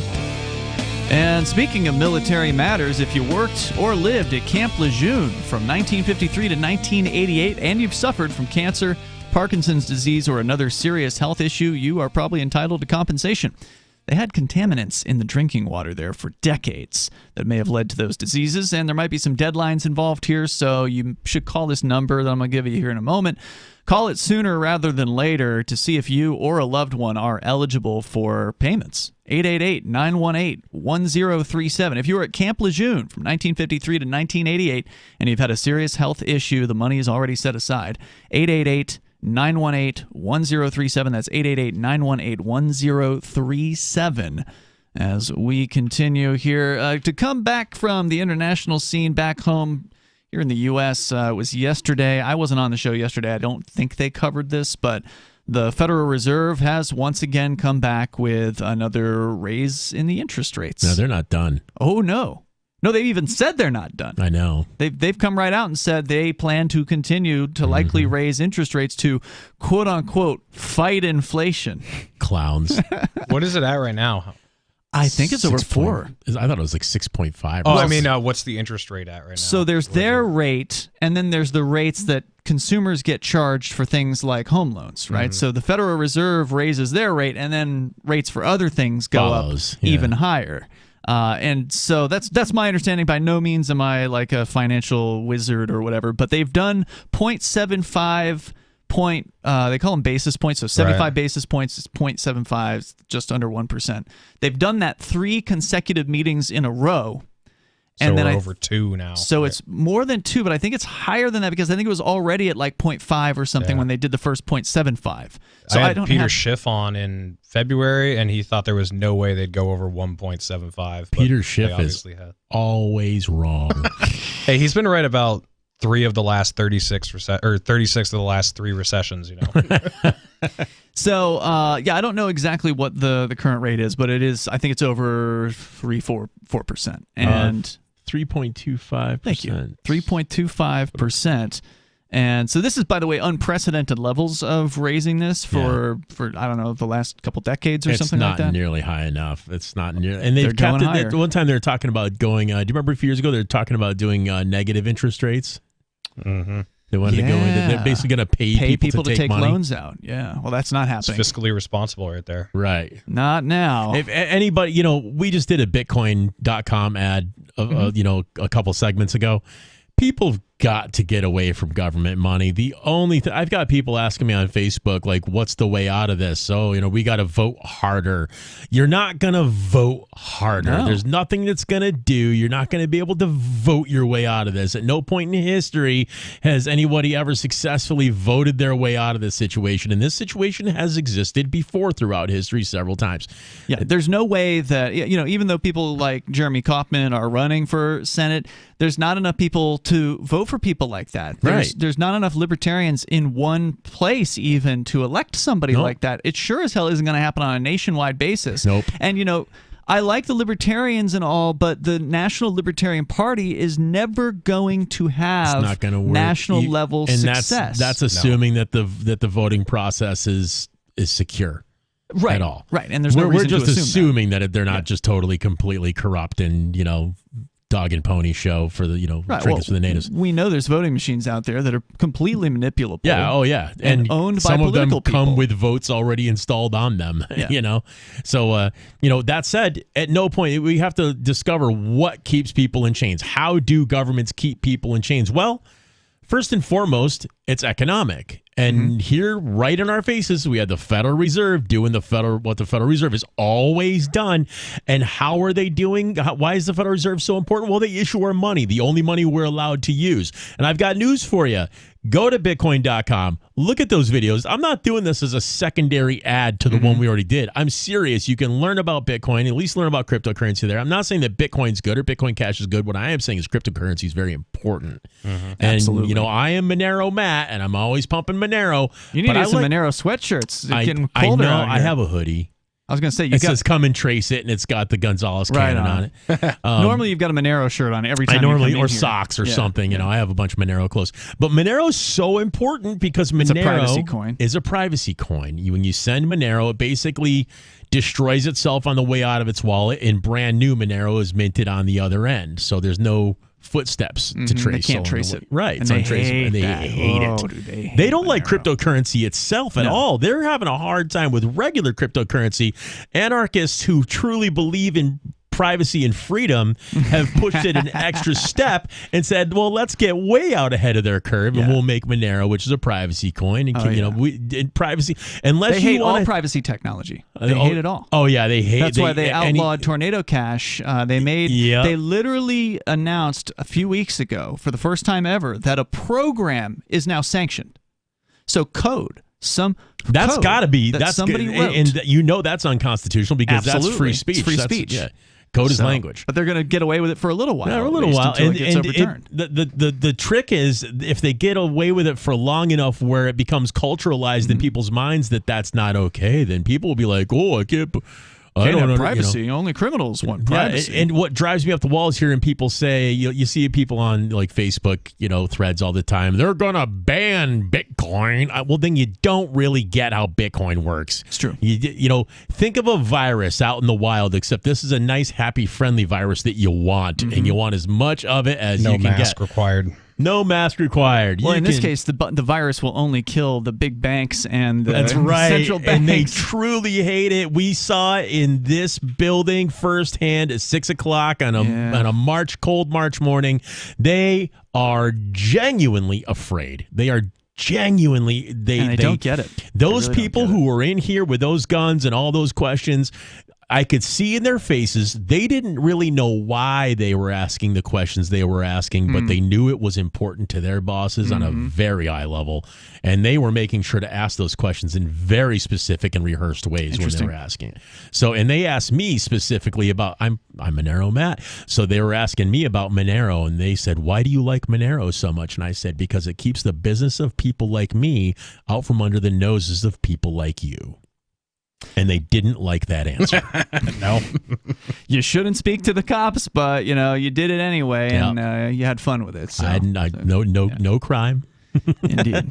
Not yet, at least. It's not a crime to use Monero yet. Correct. They will try their damnedest. And if they can get away with outlawing Tornado Cash, then the big concern is they will target Monero next. Or we'll go for it. That's not going to stop me from using it. I'm never going to send a 1099. You know, they got this thing where they want you to report $600. You make a $600 sale, they want you to report that now, you know. If you want to have to send a 1099 to the kid that rakes your leaves, then go ahead and keep using government money. Yeah. Because that is exactly what you're going to be required to do. Every penny you spend is going to be tracked, and you are going to be responsible for filling out every government form associated with that tracking. And they don't even have the central bank digital currency out yet. And they will. They're working on it, though. They're working on it. The number here is 603-283-6160. So, again, Federal Reserve raised interest rates yet again, third time in a row this week. But what does that mean? Well, it means the price of a mortgage is going up. And we'll talk about that, the housing market as well, coming up. It's Free Talk Live.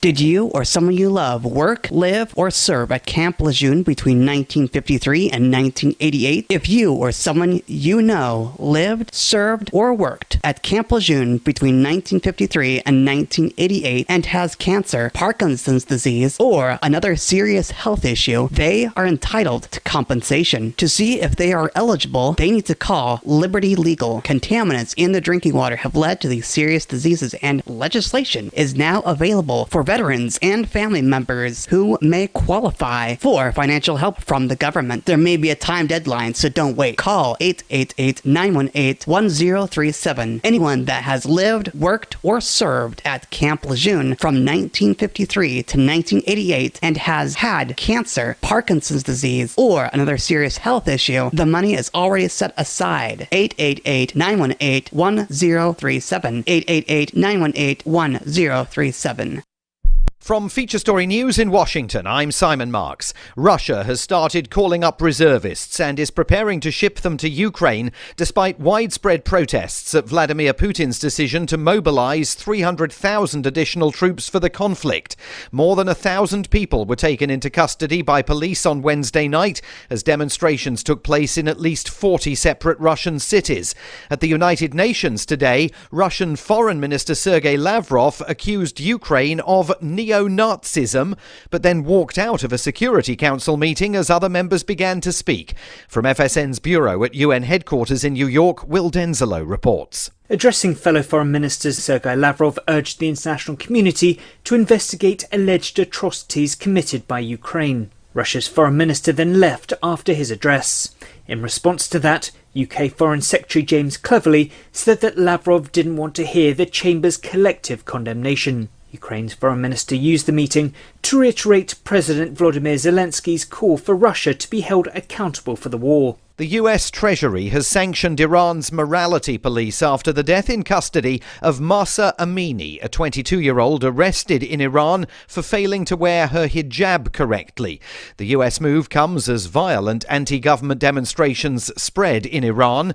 From FSN's Washington bureau, Caroline Malone reports. Iran's morality police are responsible for the death of 22-year-old Mahsa Amini, according to a statement from the US Treasury. And Washington's Office of Foreign Assets Control has designated Iran's morality police for abuse and violence against women and for violating the rights of peaceful protesters. The Treasury is also targeting 7 senior leaders of Iran's security organizations, including the Morality Police, Ministry of Intelligence and Security, and the Army's ground forces, among others. Following Wednesday's move by the US Federal Reserve, the Bank of England raised interest rates today by 50 basis points. FSN's Giles Gibson in our London bureau with that story. Well, this hike in interest rates is all about reining in inflation here in the UK, which hit 9.9% in August. The Bank of England is now saying it expects inflation to peak in October at just under 11%. We are seeing central banks all over the world taking similar action to this. What does this mean for ordinary citizens? When interest rates go up, it gets more expensive to have debt. So anybody with credit card debt, anybody who's about to renegotiate their mortgage, their monthly payments are going to go up. And South Africa's Reserve Bank today also raised rates by 75 basis points. One other headline, Tesla is recalling 1 million vehicles over a problem with their windows. The cars were sold in the United States and need a software upgrade. From bureaus worldwide, this is FSN. Got Telegram? You can follow our channel there and discuss show prep with other listeners at telegram.freetalklive.com.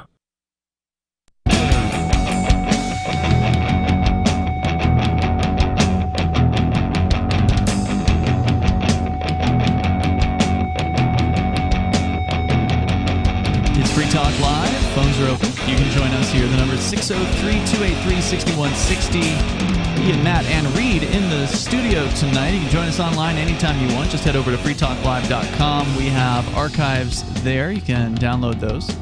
We also have our podcast feed. You can go to feeds.freetalklive.com, and you can find the link to our main podcast there, as well as some of the platforms, so iHeartMedia, Spotify, those types of things. So if you're already on those platforms and you just want to link to us there, you can do that. Those links are there to make it easy.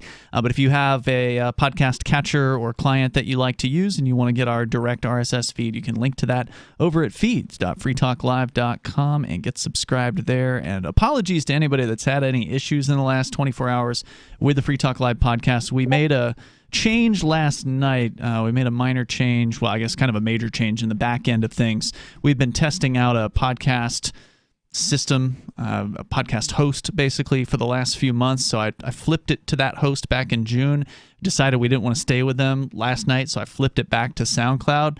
Apparently, some people woke up this morning and found that 3 months of podcasts started, or 3 months of episodes had been downloaded, or whatever, or were still downloading. So apparently, there's some issues with that. So apologies for any inconvenience that may have caused you, but everything should be back to normal. You shouldn't have to resubscribe to our feed because nothing has changed for the user. Anyway, you can go to feeds.freetalklive.com. If you do need to delete and resubscribe, just grab the link from there. It's feeds.freetalklive.com. As we get a little bit deeper into the economic situation here in the United States, we're fortunate so far in that the U.S. isn't as reliant on Russian gas and Russian oil, so we're not seeing the same kinds of insane price increases as people in Europe are seeing. Although they are going up, at least here in New Hampshire. I can't speak for everywhere else, but the electricity supply rates here have doubled in just the last month or so. So, I mean, who knows when it's going to go up again. Gas was $6 a gallon. Now it's only $4. That's going down. Yeah, and I've heard Biden is out there pimping the gas price reduction and how much it's helping families after he raised it, however many, 200% or whatever it was. Something else that's going to be going up right now are mortgage rates, and that's, of course, as a result of the Federal Reserve raising their interest rates over and over again. We've seen the mortgage rates going up, and, of course, what that means is that home buyers are going to be less interested in buying right now. Mm-hmm. It was a feeding frenzy just 1 year ago. Somebody would put a house on the market here in New Hampshire, and they would have a bidding war. So they'd put whatever their asking price was, and then within hours, days of the price being put online or whatever, they had the house sold. Yeah. They had a buyer under contract. Many of the contracts were like being accelerated, where they would move up the closing dates and, waive a fee, or not waive a fee, waive like an inspection, or what. There was crazy stuff going on just because people wanted to get their hands on these properties. Prices were shooting up as a result of all of the competition for a very small amount of houses that were on the market. And now, apparently, according to the New York Post, the 30-year home mortgage rate is now up to 6.29% from what it was last week at 6.02%. This is the highest it has been since August of 2007. And, of course, that is when? Right before the crash. Yeah. And, Matt, you mentioned that you've been looking at houses around the area recently, and this is kind of a turnoff to you, right? Oh, I did this again to you. I'm sorry. What are you doing to my mic? It's hard to find good help. Go ahead. Yeah, it's tough to buy a house. I mean, it's tough to stomach the idea of those interest rates. It's tough to stomach the idea of just houses in New Hampshire aren't especially cheap to begin with. Not now. Not now. Compared to California, there's still probably a steal. Oh my God, yeah, it's dirt cheap compared to California. But for what I'm making, I want to make sure that I'm stretching my dollar as much as possible. I want to make sure I get the right house, and I don't want to get caught with my pants down and not be able to afford repairs that pop up or whatever. You know what I mean? So there's just so much to think about when you're buying a house. Anyway, now you're walking into it looking at 6.5% interest rate fixed. That's is that fixed? I think so.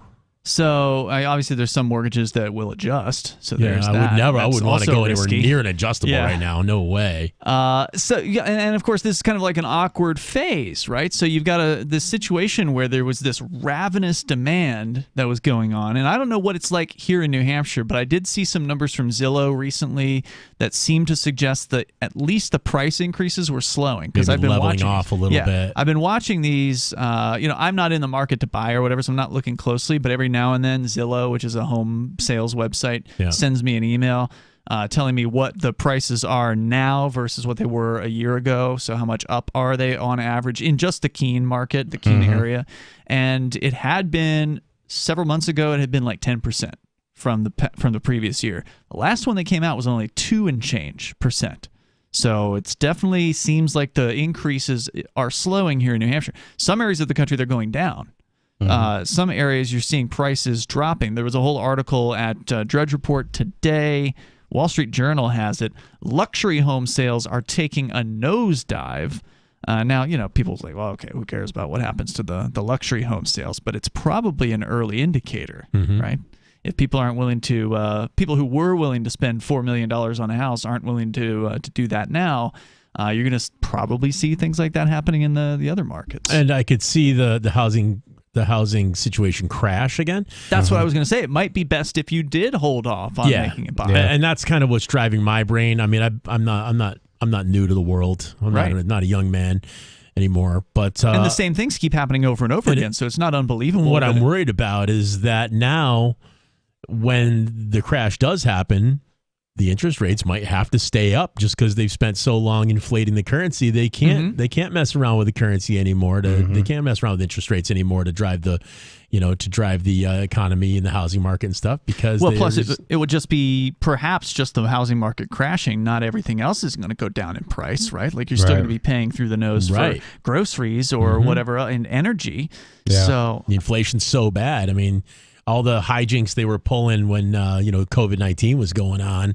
I think that COVID-19, I got half a mind to think that was just a cover for all this bad economy that had been building up for the last 100 years. It all started to finally fall apart, and they didn't have any tape or glue left to stick it back together. So they finally said, "Oh, new disease." Need a scapegoat. Yeah, it was a big scapegoat, and made everybody hunker down. And whether or not that was intentional, they certainly used it for that. Either way, it was good timing. It was good timing for that. Yeah. The rapidly rising mortgage rates, according to the Post, threatened to sideline even more home buyers. And last year, prospective home buyers were looking at rates well below 3%. So the rates have more than doubled from 1 year ago. That's ugly. That's going to take a lot of people out of the home buying market, and there's just no way it can't result. I mean, how could it not result in lower prices to come, right? Because if you don't have enough buyers out there, people are going to have to start lowering prices again. It'll become more of a seller's market. Yeah, I've had a house offered to me by friends at a very good deal, and I love the place, I love them, and I still just grind my teeth just thinking about it. It's like, yeah, that's a good idea, but if they put it on the market 6 months before, it'd have been sold. Oh yeah, it would have been sold. On Wednesday, the Fed bumped its benchmark borrowing rate by another 0.75 of a point in an effort to constrain the economy. And I saw this one headline, I think it was actually NPR, and I wish I had it in front of me. It was just so ridiculous when it came to this whole idea that the Fed is fighting inflation. They made it sound like inflation was this untamable beast or this thing that was completely separate from humans out there, that they were this force of nature. It's like fighting a virus. Yeah, and it's like, no. We know exactly what causes it, and we know exactly it's not rocket science. It's very simple. We know how it works. I don't think these people in the media do. I think I think they just believed what they were taught in school. I think the banks and the power players, they know. They bank on the idea that regular people don't understand how it works, or there'd be hangings in the street by tomorrow. Have you seen what's happening in Lebanon with people like going in and holding up their own banks to get their own money out? Yeah, they've closed the banks now because it's happening so often. Mm-hmm. There's more coming up here in moments. You can join us, 603-283-6160. Fact. The new NSA data center in Utah requires 1.7 million gallons of water every single day to operate. Billions of Fourth Amendment violations need massive computers and the water to cool them. That water is being supplied by the state of Utah. Fact. There's absolutely nothing in the Constitution which requires your state to help the feds violate your rights. Our message to Utah: turn it off.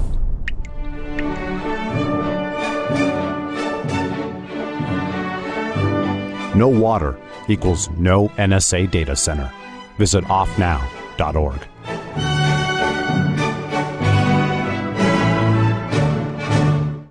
My name is Jacob Hornberger. I'm president of the Future of Freedom Foundation, which Congressman Ron Paul awarded for having an outstanding freedom website. Write us at fff@fff.org, and we'll send you a free 3-month subscription to our monthly journal of libertarian essays and our booklet, Economic Liberty in the Constitution, which George Mason University economics professor Walter Williams praised in a recent column. That's fff@fff.org. What if you want to hear the latest episode of Free Talk Live, but all you have is your phone, you forgot to download our archive, and you have no data connection? You can call our Listen line at 641-793-0191. That's a long-distance number, so you may incur charges. If not, listen as long as you want. 641-793-0191. The Free Talk Live Listen line, 641-793-0191. Why did you move to the Shire? I moved here to the Shire because there's other people around who take liberty just as seriously as I do. I moved to the Shire because I saw videos of people challenging authority and thought that I could get support myself. It called to me, like, do this, right now. I wanted to be around people like me who got it, and once I got here, I knew there was nowhere else that I wanted to be. I've always wanted to change the world, so I moved to the Shire to join people who were actually working towards doing the same thing. The people here are awesome, loving, and positive. It was for the adventure and for the feeling of something important is happening here, and I just wanted to come to sort of be part of that. Visit ShireSociety.com to read and sign the Shire Society Declaration and learn the reasons why, if you love liberty, you should immigrate to the Shire. Plus, connect with others via the forum at ShireSociety.com. That's ShireSociety.com. Tired of cancel culture? Sick of mega tech corporations holding an axe over your head? Join the LRN.FM Matrix chat server. It's self-hosted, so no one else can tell us what to do or say. Don't like the existing channels? You can make your own. You can even connect into some of our channels from other Matrix servers. It's federated. For the full LRN.FM Matrix experience, though, you should join our server via the step-by-step instructions at chat.lrn.fm. Chat.lrn.fm. I'm a little obsessed with My Magic Mud. Several years ago, I met Jessica Armand, the founder and CEO of My Magic Mud, and I didn't even know my teeth were coffee stained. A week's worth of use convinced me, and now I use it every 3 or 4 days. It's clinically proven to whiten teeth, and I think it cleans better, too. My Magic Mud's available at most local health food stores, Sprouts, Natural Grocers, CVS, Walmart's Natural Beauty Aisle, but I can get it for you for 20% off with coupon code FTL20 at mymagicmud.com. FTL20 mymagicmud.com. Our Matrix server is about as free as internet chat can be. Join the existing rooms or create your own at chat.freetalklive.com.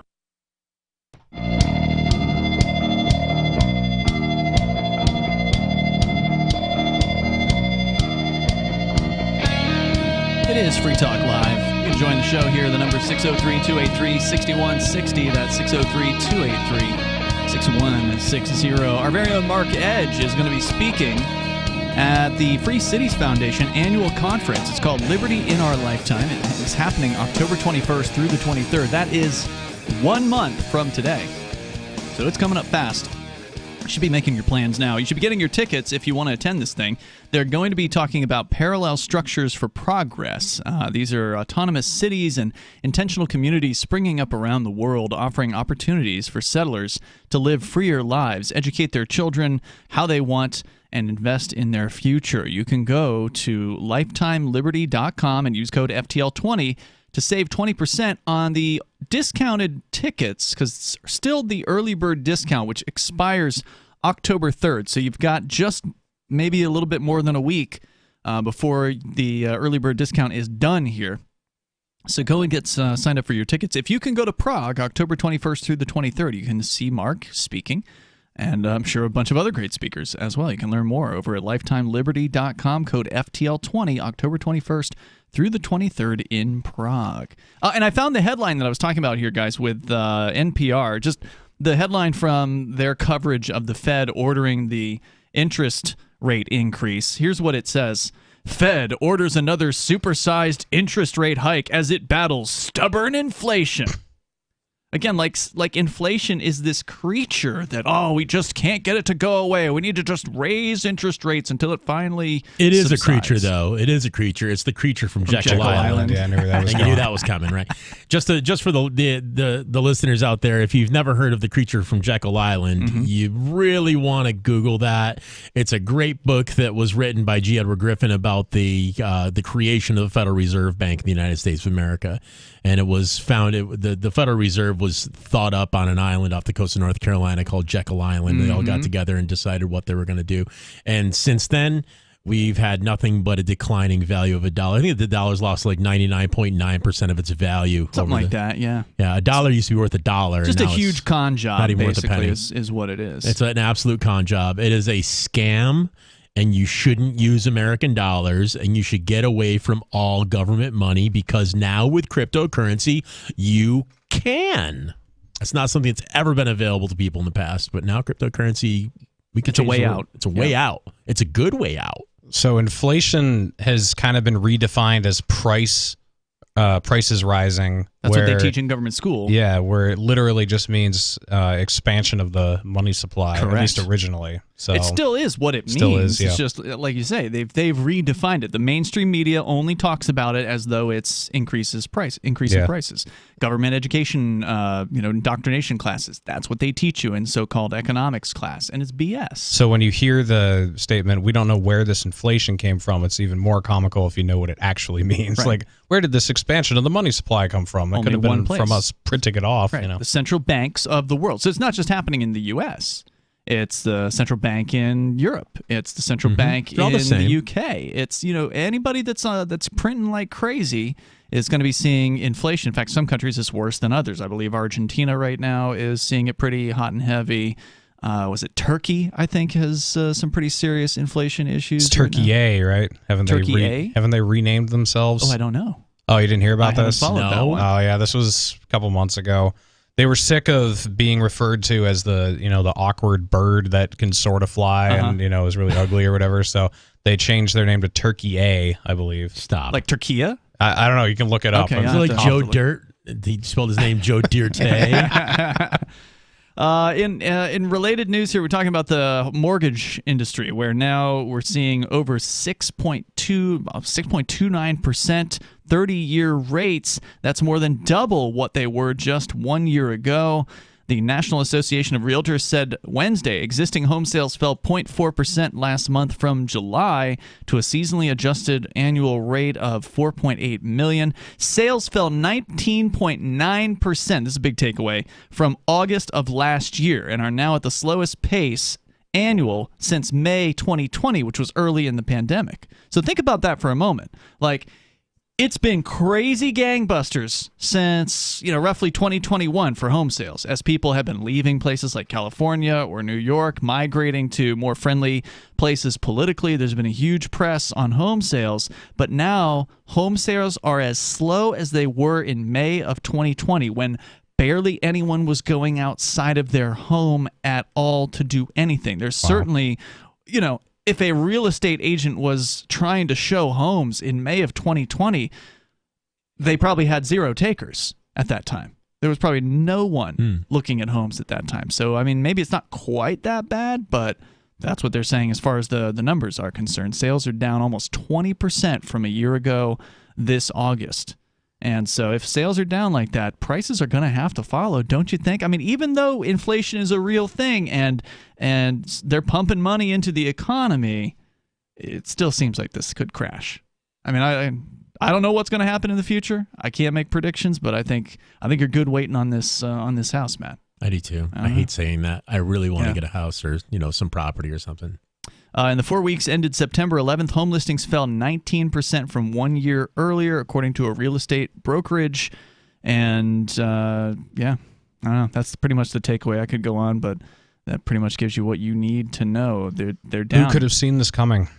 Ron Paul and anybody with the Austrian economics viewpoint. You mean those quacks who don't know anything about economics? They don't even have graphs? We're kind of in an elite group, though, because several months ago when inflation really started taking off, all the headlines were like, nobody saw this coming. Yep. Even experts couldn't see it. And I could pull clips up from my YouTube channel from 2020, like, wow, look at me. I'm better than the experts. Right. Look what they're doing. Oh, look, they just printed $2 trillion. I wonder what the result of that's going to be. They know what they're reporting are lies. I don't think they do. They gotta know. Do you think it's a sliding scale? Some of them do, some of them don't. Maybe. There's like stupid and evil kind of mixed together. Yeah.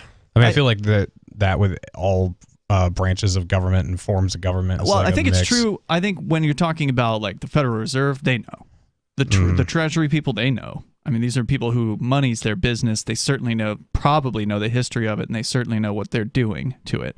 But the average reporter at NPR, I don't think they know. What about the ones who reported on all the stuff that was happening leading up to the 2008 crash, and now they're seeing it all again? They really weren't like, well, this is kind of suspect, I wonder. It would be interesting to look at their reporting then and now and see, how many of them even still have jobs in mainstream media now, because, of course, a lot of people who were working for the mainstream back then are no longer. I mean, you take, for instance, like Glenn Greenwald, who broke the news about Edward Snowden in 2013. He was working for The Guardian at that time, but now he's on his own. He's an independent.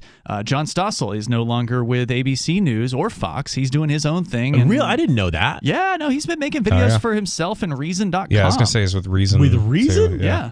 Yeah. Okay, good. That's cool. So, I think there's a lot of people who are sort of broken off, whether they intended to or not, or it's because they got fired or whatever. But a lot of people in the media today, they're young. It's true. Remember Ben Swan? Yeah, that guy. He's got his own gig going too. He does. Yeah. Yep. And he used to work for a TV station. Yeah. Sovereign, right? Is the new sort of crypto I'm on thing. it. Yeah. Oh, really? New platform he's putting together. I didn't know it was actually Get Onable. Like you have your video content there? I got some video content. Mostly just use it kind of like Facebook to post. Okay. Articles that I've written. So it's like a social media thing. Yeah, I mean, Ben Swan was doing all the investigative journalism, during the Ron Paul campaign, where things weren't adding up. He was one regular, third market. I think he was out of Cincinnati or something. His interview with Barack Obama. Have you seen that? No. Oh, it's incredible. So he interviewed Mitt Romney first, and he grilled him really hard. And so these people who saw him were just binary brains. And like, oh, he hates Mitt Romney. Let's have him talk to Obama. It'll be nice. And then he tore Obama. Oh, man. He asked him about the drone strike kill list and about... Wow. So this was before 2012's election? Yeah. Wow. It's an incredible interview. Just... Yeah, go check it out. Yeah, he's a talented guy. We've had him on a few times from various different events that we've all been at together. Anyway, if you want to join the show here at 603-283-6160, of course you can bring up absolutely anything that you want. So yeah, there have been some people that know what's going on, but I think if you think about the kind of people who get into journalism, they're people that went to college. They're people that have a degree, and that means they went to the same stupid, government indoctrination and they classes. also have college student loans to pay back. Right. And they need a job, and they got to say what they're told to say. Right. And that's the other thing is, even if they have independent ideas, they know they got to make the boss happy, and they What was the one Megyn Kelly said, we got everything we need. We have everything we need to hang Hillary Clinton. Why isn't she under arrest? That's off the air. She was really? There's hot mic stuff of her saying this, and she was like flustered. Why isn't this happening? She didn't really get it. How could you not? Wow, she's still understand? alive too. That's impressive. Megyn Kelly? Yeah. The number, if you want to join us, 603-283-6160. You can bring up absolutely anything you want to discuss. You mentioned cryptocurrency earlier, Matt. The SEC is now claiming that all of Ethereum is under its jurisdiction. We'll tell you about that really? coming up. It's Free Talk Live. Hour 3 is on the way. Gold and silver. You can own the most stable assets in recorded history with BullionMax.com. Buy direct from BullionMax.com without talking to a salesperson, and your precious metals shipped fully insured direct to your home. Free Talk Live can get you their silver starter kit at employee pricing. Just go to BullionMax.com/FTL. It includes 5 ounces of the most desirable silver products. This offer's limited to 1 per household, so get yours now. Go to BullionMax.com/FTL. There are basically 2 types of advertising, direct response and branding. Radio's great for direct response with its low cost to listener ratio, but audio can't be beat for branding, which is a longer term endeavor. You want to be the first thing that someone thinks of when they think about your product or service. If you have a local business that you want kept top of mind in your community, call the station. If you need national reach, Free Talk Live's got around 200 radio stations, millions of monthly listening sessions, can suit all budgets, and if we don't think we're right for you, we'll tell you. Email me, mark@freetalklive.com. Looking for a great real estate investment? Consider New Hampshire, which is ground zero for the Liberty Movement. Your first call should be to Mark Worden from Porcupine Real Estate. He's more than just a real estate agent. He's your New Hampshire concierge. Where are the best places to live? Do you want farm, city, the burbs, or forest? Do you want a duplex or multifamily building so that renters pay your mortgage? There are homes in all price ranges in New Hampshire, and Mark can help with financing too. Invest in liberty and property. Mark Worden can help. PorcupineRealEstate.com. If you want to know the latest about Free Talk Live before we go on the air, all you need to decide is how you want it delivered. It's your choice. Visit news.freetalklive.com to receive our usually weekly news updates by email. Plus, we have a Twitter account at twitter.freetalklive.com, and you can follow us on the decentralized Mastodon platform at toot.freetalklive.com. So please follow us at toot.freetalklive.com and sign up for our emails at news.freetalklive.com. You're listening to the live edition of Free Talk Live. Hour number 3 is next after the news here on the Liberty Radio Network at LRN.FM. From Feature Story News in Washington, I'm Simon Marks. Russia has started calling up reservists and is preparing to ship them to Ukraine despite widespread protests at Vladimir Putin's decision to mobilize 300,000 additional troops for the conflict. More than 1,000 people were taken into custody by police on Wednesday night as demonstrations took place in at least 40 separate Russian cities. At the United Nations today, Russian Foreign Minister Sergei Lavrov accused Ukraine of neo-Nazism, but then walked out of a Security Council meeting as other members began to speak. From FSN's bureau at UN headquarters in New York, Will Denzelo reports. Addressing fellow foreign ministers, Sergei Lavrov urged the international community to investigate alleged atrocities committed by Ukraine. Russia's foreign minister then left after his address. In response to that, UK Foreign Secretary James Cleverly said that Lavrov didn't want to hear the Chamber's collective condemnation. Ukraine's foreign minister used the meeting to reiterate President Volodymyr Zelensky's call for Russia to be held accountable for the war. The US Treasury has sanctioned Iran's morality police after the death in custody of Mahsa Amini, a 22-year-old arrested in Iran for failing to wear her hijab correctly. The US move comes as violent anti-government demonstrations spread in Iran. From FSN's Washington bureau, Caroline Malone reports. Iran's morality police are responsible for the death of 22-year-old Mahsa Amini, according to a statement from the US Treasury. And Washington's Office of Foreign Assets Control has designated Iran's morality police for abuse and violence against women and for violating the rights of peaceful protesters. The Treasury is also targeting 7 senior leaders of Iran's security organizations, including the Morality Police, Ministry of Intelligence and Security, and the Army's ground forces, among others. Following Wednesday's move by the US Federal Reserve, the Bank of England raised interest rates today by 50 basis points. FSN's Giles Gibson in our London bureau with that story. Well, this hike in interest rates is all about reining in inflation here in the UK, which hit 9.9% in August. The Bank of England is now saying it expects inflation to peak in October at just under 11%. We are seeing central banks all over the world taking similar action to this. What does this mean for ordinary citizens? When interest rates go up, it gets more expensive to have debt. So anybody with credit card debt, anybody who's about to renegotiate their mortgage, their monthly payments are going to go up. And South Africa's Reserve Bank today also raised rates by 75 basis points. One other headline, Tesla is recalling 1 million vehicles over a problem with their windows. The cars were sold in the United States and need a software upgrade. From bureaus worldwide, this is FSN. With FSN Spotlight, I'm Simon Marks. Today, some of the reaction to Russian President Vladimir Putin's decision to order a partial mobilization of military reservists in a bid to breathe new life into his war against Kyiv. That was the scene on the Arbat in Moscow last night, protesters shouting "No to war." Scores of them were detained by Russian police. Several Western governments said Putin's decision is a reflection of the disaster his forces have encountered in Ukraine. Inna Sovsun is a member of the pro-European Golos party in the Ukrainian parliament. He's trapped in this situation.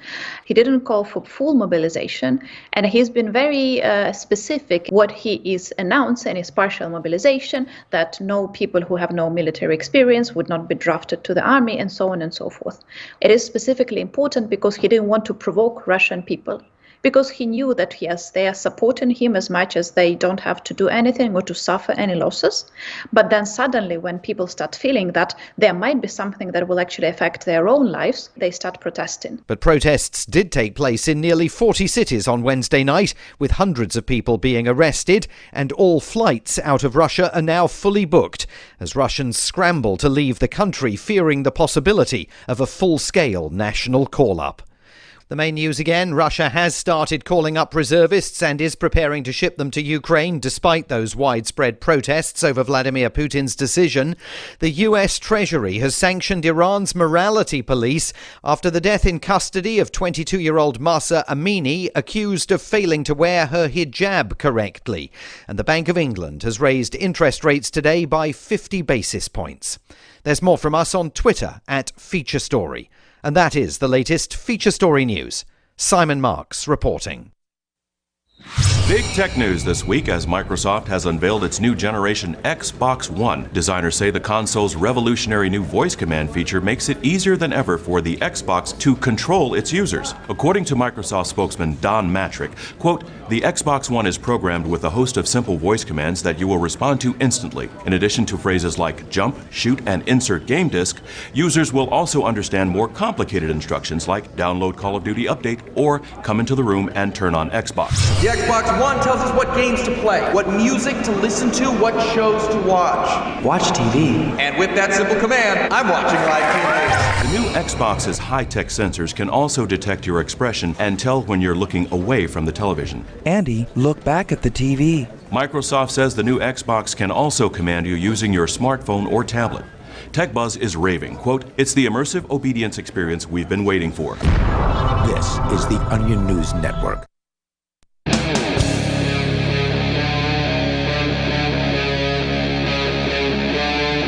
Free Talk Live.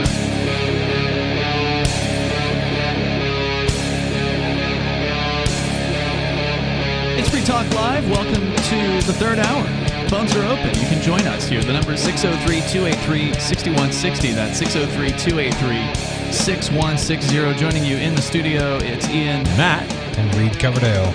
And, of course, you can bring up absolutely anything you want to talk about, whether it be the housing situation where prices haven't come down dramatically, at least in this area yet. I understand some areas of the country that is happening. But the housing mortgage rates are going up. The Federal Reserve raising rates even further this week for the third consecutive times, like unprecedented levels for recent years. So you can comment on the economy and what you're seeing locally, not just in housing, but also inflation, what you're seeing at the grocery store. Anything that you want to share, you're certainly welcome to join us. But I wanted to shift gears a little bit. Matt, you brought up cryptocurrency a little bit earlier. I had a couple of interesting stories about that. And I know, Reed, you mentioned, I think it was off the air, that you're kind of new to the whole crypto scene. Mhm. Is that right? I still don't have any yet. So. Oh, wow. Yeah. Okay. Well, so, as the new guy in the room, if we start talking above we always have to be very careful on Free Talk Live. This isn't a crypto show. Right. Like, we're not doing. And we are so used to using it that it's old standard for Right. us. And so it'd be great for somebody like Reed to speak up and say, I don't understand this. What does that mean? That way. Right. So don't let us leave you behind or anything like that. We always try to be cognizant of it, but it's nice to have somebody in the room who's sure. like new to some of these ideas. So, there's, of course, Bitcoin. People have heard of Bitcoin. Whether you know anything about crypto or not, you've heard of Bitcoin, I think, at this point. You'd have to be living under a rock to not have heard about Bitcoin. Not so many probably have heard about Ethereum. Have you heard that one? I have. You have. Okay, so it's the second most valuable cryptocurrency by what they call market cap. And a market cap is calculated by what does one of these things trade for in the market. Okay, take that amount and multiply it by the total number of these coins. And so that's how they get the market cap. And so Ethereum is huge. It's not quite as big as Bitcoin, but it's getting there.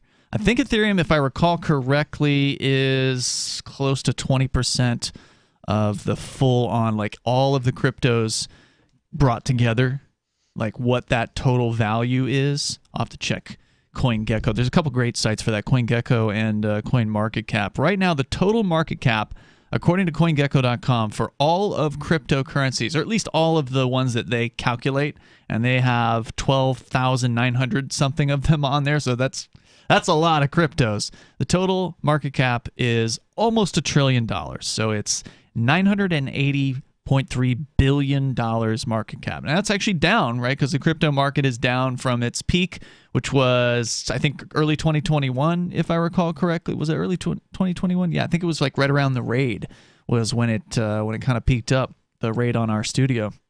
Anyway, Ethereum's current market cap is about $159 billion. It's about 16% right now. So the total value of all cryptos, Ethereum's about 16% of it. Bitcoin's about 37%. So it's roughly half. I would like to see value. those numbers drop. I think both of those technologies are just so dated and old and not good. For the purposes that cryptocurrency was invented for, they can no longer serve those purposes.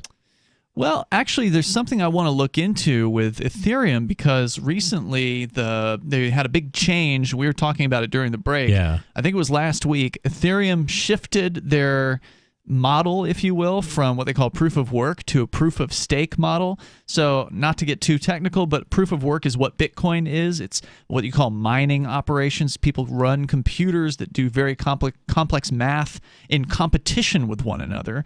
And only one of those miners in roughly every 10 minutes can what they call find a block, and then that results in a bunch of transactions being permanently affixed to the blockchain. Now, for listeners that don't know, the blockchain is the big tech. Like this is the technology that makes Bitcoin very special. Besides the cryptographic security, is the blockchain aspect of it, which is essentially a public ledger. It's a ledger that's distributed in thousands of locations, so it can't be fudged. You can't fudge the numbers. You can't cheat. Basically, you can't. When cook you have the a ledger books. that have thousands of exact copies Right. everywhere, it's hard to fudge one. They're copied instantaneously all around the planet. So yeah, you can't cook the books with Bitcoin. So it's very, very secure. So that's what Ethereum was, and now it's moved to what they call proof of stake technology.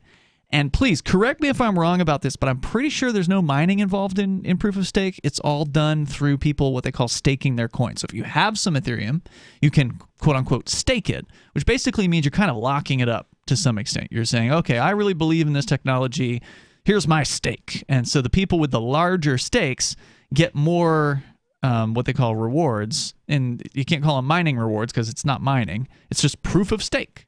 Fact is, people have this, and so therefore the people that have more of it do better. So it's kind of like rewarding the rich almost. But since they way. switched it to proof of stake, now the SEC is saying that they have a concern in it. I think they might have said it before that because, well, no, it was Monday that they filed this lawsuit. So according to decrypt.co, The SEC has filed a federal lawsuit against a crypto influencer named Ian Bellina for his failure to register a cryptocurrency as a security before launching what they call an initial coin offering. This was a big craze back in like 2017, 2018 on the Ethereum blockchain where, I mean, everybody in crypto was throwing out these what they call the ICOs and saying they had the next great idea in crypto and they wanted to raise funds for it. And they're all just basically copies of either Ethereum or Bitcoin. A bunch of them were scams, straight up scams. Yeah. Others were legitimately good ideas, but they didn't come to fruition. Others, probably the minority of them, were legitimately good ideas that did come to fruition. So, like a lot of things where you invest in, a lot of them are going to be losers, and that was true with the ICO craze. But the SEC is saying that he should have come to them first and asked them for a permission slip to offer this thing. And they're suing him now 4 years later.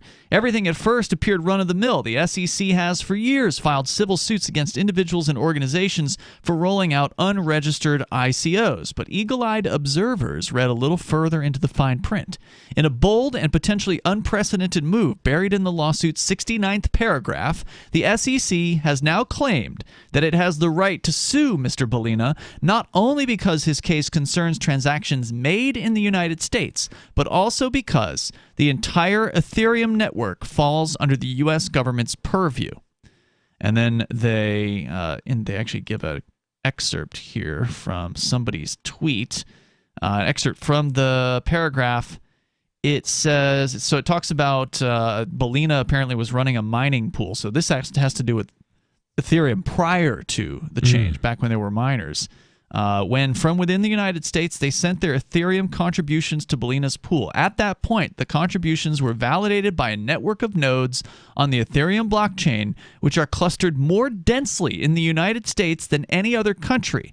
As a result, says the SEC, those transactions took place in the United States.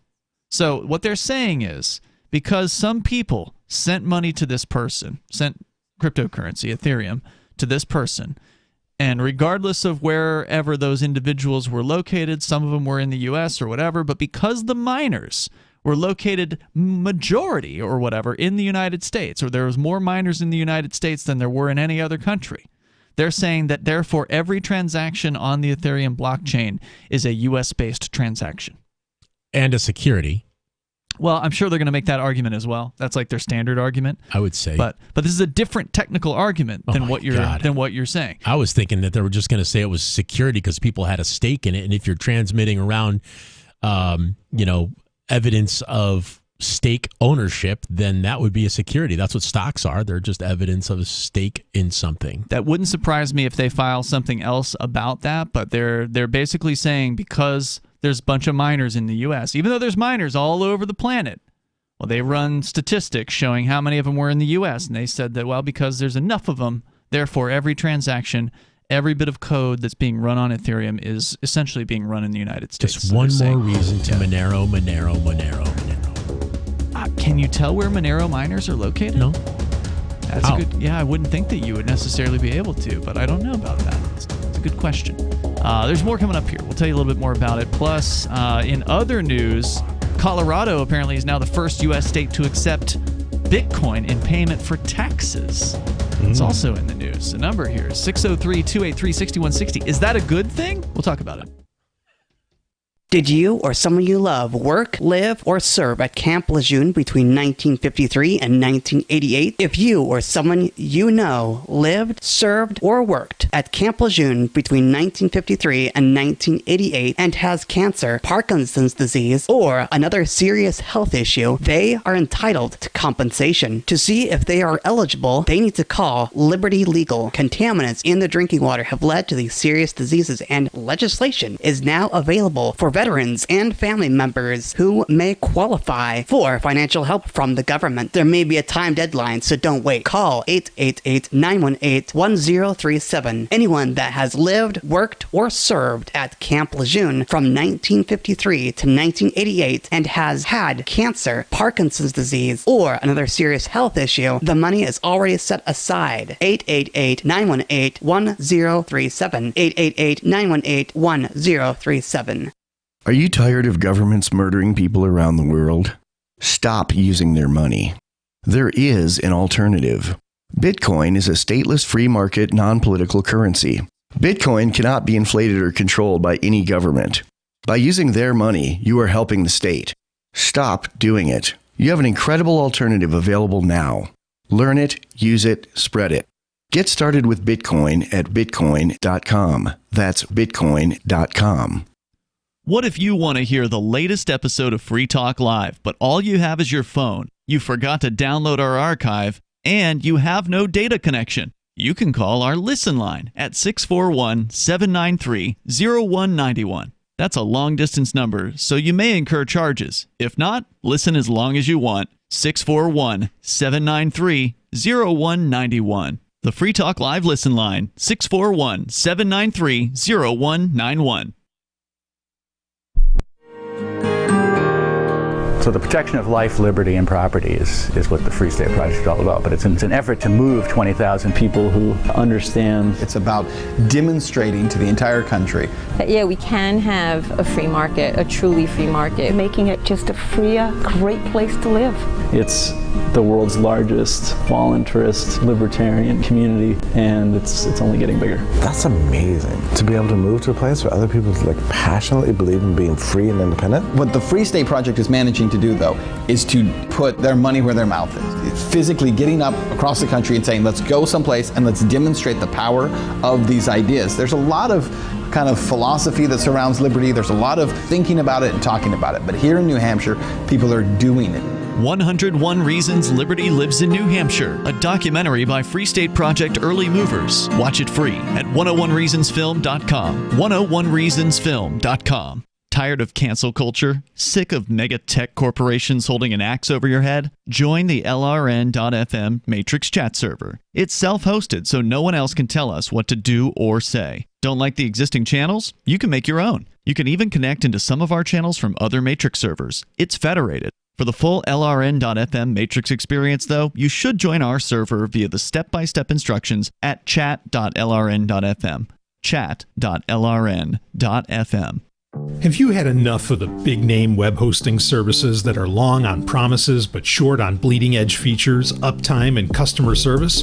Try Agorist Hosting, the agile web host that offers full concierge service from website redesign, full e-commerce solutions, custom apps for your Shopify store, IPFS integration, and more. Agorist Hosting is ready to take your web presence into the future. To get started, head over to agoristhosting.com. You can stick it to the man and big tech. Join our FTL social mastodon at social.freetalklive.com.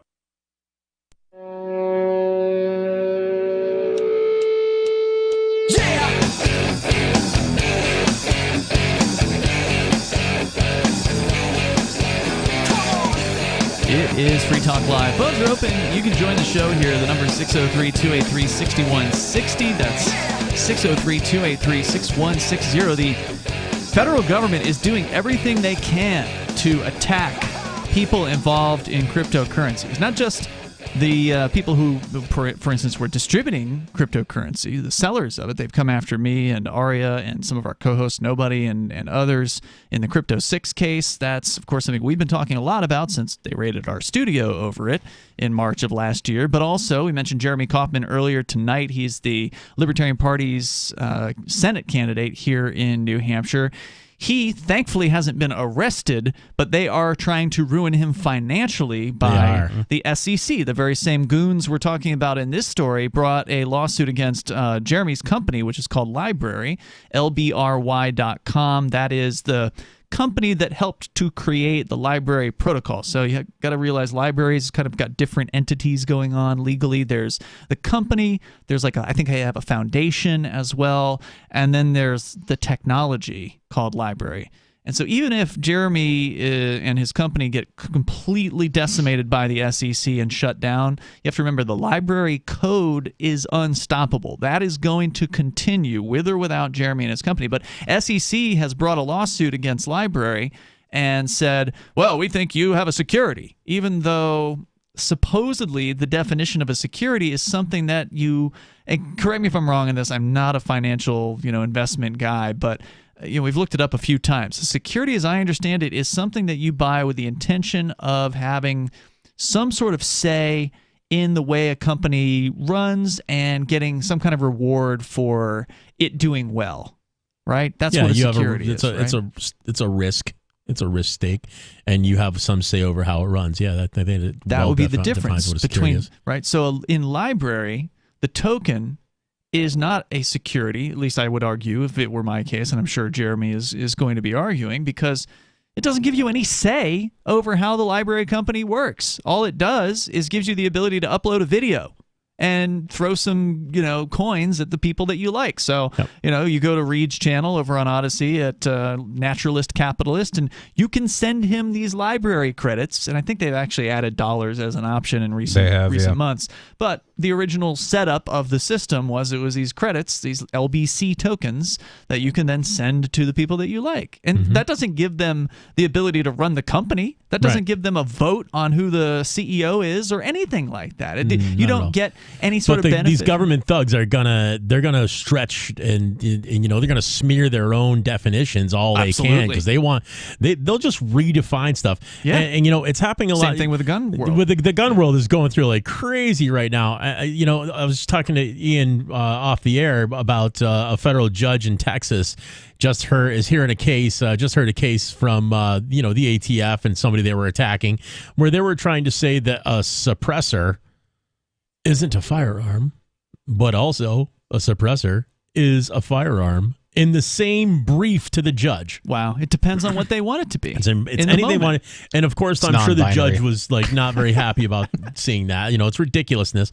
And now, we have Chevron deference is gone, right? So are you familiar with the Chevron deference thing? So basically, Chevron deference was I don't know what you call it. It was kind of a thing where the Chevron was suing somebody or getting sued a long time, in the 60s or whatever. And the government basically found that it's okay for the federal government to define XYZ as such, as long as it fits the, society's greater good. And since that, just recently an EPA case came up where the Supreme Court said, no, Chevron deference was never really a good idea. It never should have been. We're not going to allow it here. If you can't find that these regulations were in place at the time of the signing of the Constitution, then it's unconstitutional. So now with Chevron deference gone, it's a big deal, and it's hitting the gun world, and I'm wondering if it's going to hit this world. Right now, the federal government, the ATF's going to have to prove that silencers were considered guns at the time of the signing of the Constitution, so therefore they have say over it. And it actually goes for all gun parts. They're eventually going to have to prove that machine guns were banned by the federal government at the time of the signing of the Constitution. The ATF has a lot of problems in its court right now, considering this new Chevron deference rule. And I'm thinking it's also because it didn't start with the ATF, it started with the EPA. Right. So I'm wondering if that's going to bleed over to the SEC about this. They brought it up actually in the Crypto 6 case. Now that you Chevron explain deference? what you're referring to, this EPA case that you're talking the EPA about, case. the Supreme Court, and it has to do with what's the terminology? It's like supercritical cases. There's like a certain legal term that I don't have it in front of me right now. It's legalese, but of course so our attorneys were arguing that that ruling can apply in the Crypto 6 case. I have no idea if the judge. It's a big deal. The judge ruled against us in that case. But, well, he's a federal judge ruling against it. It has to go up to appeals, and if it goes up to appeals and it ends up going through the circuit and it goes through, ends up at the Supreme Court. This could be a very, very big deal. And I think the government knows. I think the government knows that you're a huge deal, which is why they are so, rabidly going after you in the Crypto 6. I think it was a major thing to them, and I don't think we're given enough credit. But this whole case could be a huge game changer, and anything like the Jeremy case could be a huge game changer. The thing is, what you said earlier was absolutely true. The federal government's agencies, whether it be the ATF or the SEC or FinCEN or whoever it is that we're talking about here, the FBI, they all have the incentive to interpret the statutes as widely as possible. So in the case of so-called wire fraud or money transmitter stuff that we're dealing with in the Crypto 6 case, they're saying, well, the term funds includes cryptocurrency. Yeah, and that sounds like a judge is kind of making up the words as he goes along, too. Even though when the statutes were written, cryptocurrency didn't exist. Right. So that was one of the arguments that our attorneys made, and the judge rejected that, of course. As far as the government's concerned, cryptocurrency should be treated as Beanie Babies.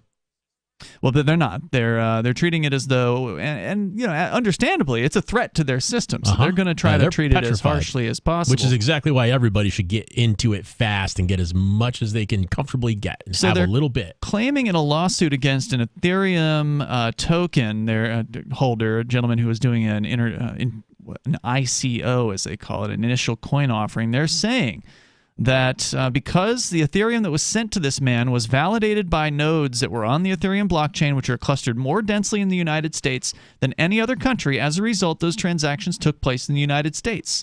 That's a quote from their lawsuit. They appear to be suggesting that because more of Ethereum's validating nodes are operating in the U.S., that therefore all transactions globally should be considered of American origin. Apparently, about 45.8% of all Ethereum nodes are in the United States, according to Etherscan. The second greatest density of nodes is Germany, with only 19% by comparison. Of course, the U.S. has a much larger land mass and population. Quote, saying that enables the SEC to characterize doing business on the Ethereum blockchain as doing business on a U.S. securities exchange, according to a University of Kentucky law professor. He said further, which from their regulatory perspective is convenient. It makes things so much simpler. And the only way that you can fight this is by spending God knows how much money on attorneys and how many years it's going to take this guy to try to take this all the way up. Because, again, the lower level judges will always rule in the federal government's favor. There's more coming up. Did you or someone you love work, live, or serve at Camp Lejeune between 1953 and 1988? If you or someone you know lived, served, or worked at Camp Lejeune between 1953 and 1988 and has cancer, Parkinson's disease, or another serious health issue, they are entitled to compensation. To see if they are eligible, they need to call Liberty Legal. Contaminants in the drinking water have led to these serious diseases, and legislation is now available for veterans and family members who may qualify for financial help from the government. There may be a time deadline, so don't wait. Call 888-918-1037. Anyone that has lived, worked, or served at Camp Lejeune from 1953 to 1988 and has had cancer, Parkinson's disease, or another serious health issue, the money is already set aside. 888-918-1037. 888-918-1037. From Feature Story News in Washington, I'm Simon Marks. Russia has started calling up reservists and is preparing to ship them to Ukraine despite widespread protests at Vladimir Putin's decision to mobilize 300,000 additional troops for the conflict. More than 1,000 people were taken into custody by police on Wednesday night as demonstrations took place in at least 40 separate Russian cities. At the United Nations today, Russian Foreign Minister Sergei Lavrov accused Ukraine of neo-Nazism, but then walked out of a Security Council meeting as other members began to speak. From FSN's bureau at UN headquarters in New York, Will Denzelo reports. Addressing fellow foreign ministers, Sergei Lavrov urged the international community to investigate alleged atrocities committed by Ukraine. Russia's foreign minister then left after his address. In response to that, UK Foreign Secretary James Cleverly said that Lavrov didn't want to hear the Chamber's collective condemnation. Ukraine's foreign minister used the meeting to reiterate President Volodymyr Zelensky's call for Russia to be held accountable for the war. The US Treasury has sanctioned Iran's morality police after the death in custody of Mahsa Amini, a 22-year-old arrested in Iran for failing to wear her hijab correctly. The US move comes as violent anti-government demonstrations spread in Iran. From FSN's Washington bureau, Caroline Malone reports. Iran's morality police are responsible for the death of 22-year-old Mahsa Amini, according to a statement from the US Treasury. And Washington's Office of Foreign Assets Control has designated Iran's morality police for abuse and violence against women and for violating the rights of peaceful protesters. The Treasury is also targeting 7 senior leaders of Iran's security organizations, including the Morality Police, Ministry of Intelligence and Security, and the Army's ground forces, among others. Following Wednesday's move by the US Federal Reserve, the Bank of England raised interest rates today by 50 basis points. FSN's Giles Gibson in our London bureau with that story. Well, this hike in interest rates is all about reining in inflation here in the UK, which hit 9.9% in August. The Bank of England is now saying it expects inflation to peak in October at just under 11%. We are seeing central banks all over the world taking similar action to this. What does this mean for ordinary citizens? When interest rates go up, it gets more expensive to have debt. So anybody with credit card debt, anybody who's about to renegotiate their mortgage, their monthly payments are going to go up. And South Africa's Reserve Bank today also raised rates by 75 basis points. One other headline, Tesla is recalling 1 million vehicles over a problem with their windows. The cars were sold in the United States and need a software upgrade. From bureaus worldwide, this is FSN. Don't miss a moment of Free Talk Live. Get our archives daily via our podcast at feeds.freetalklive.com.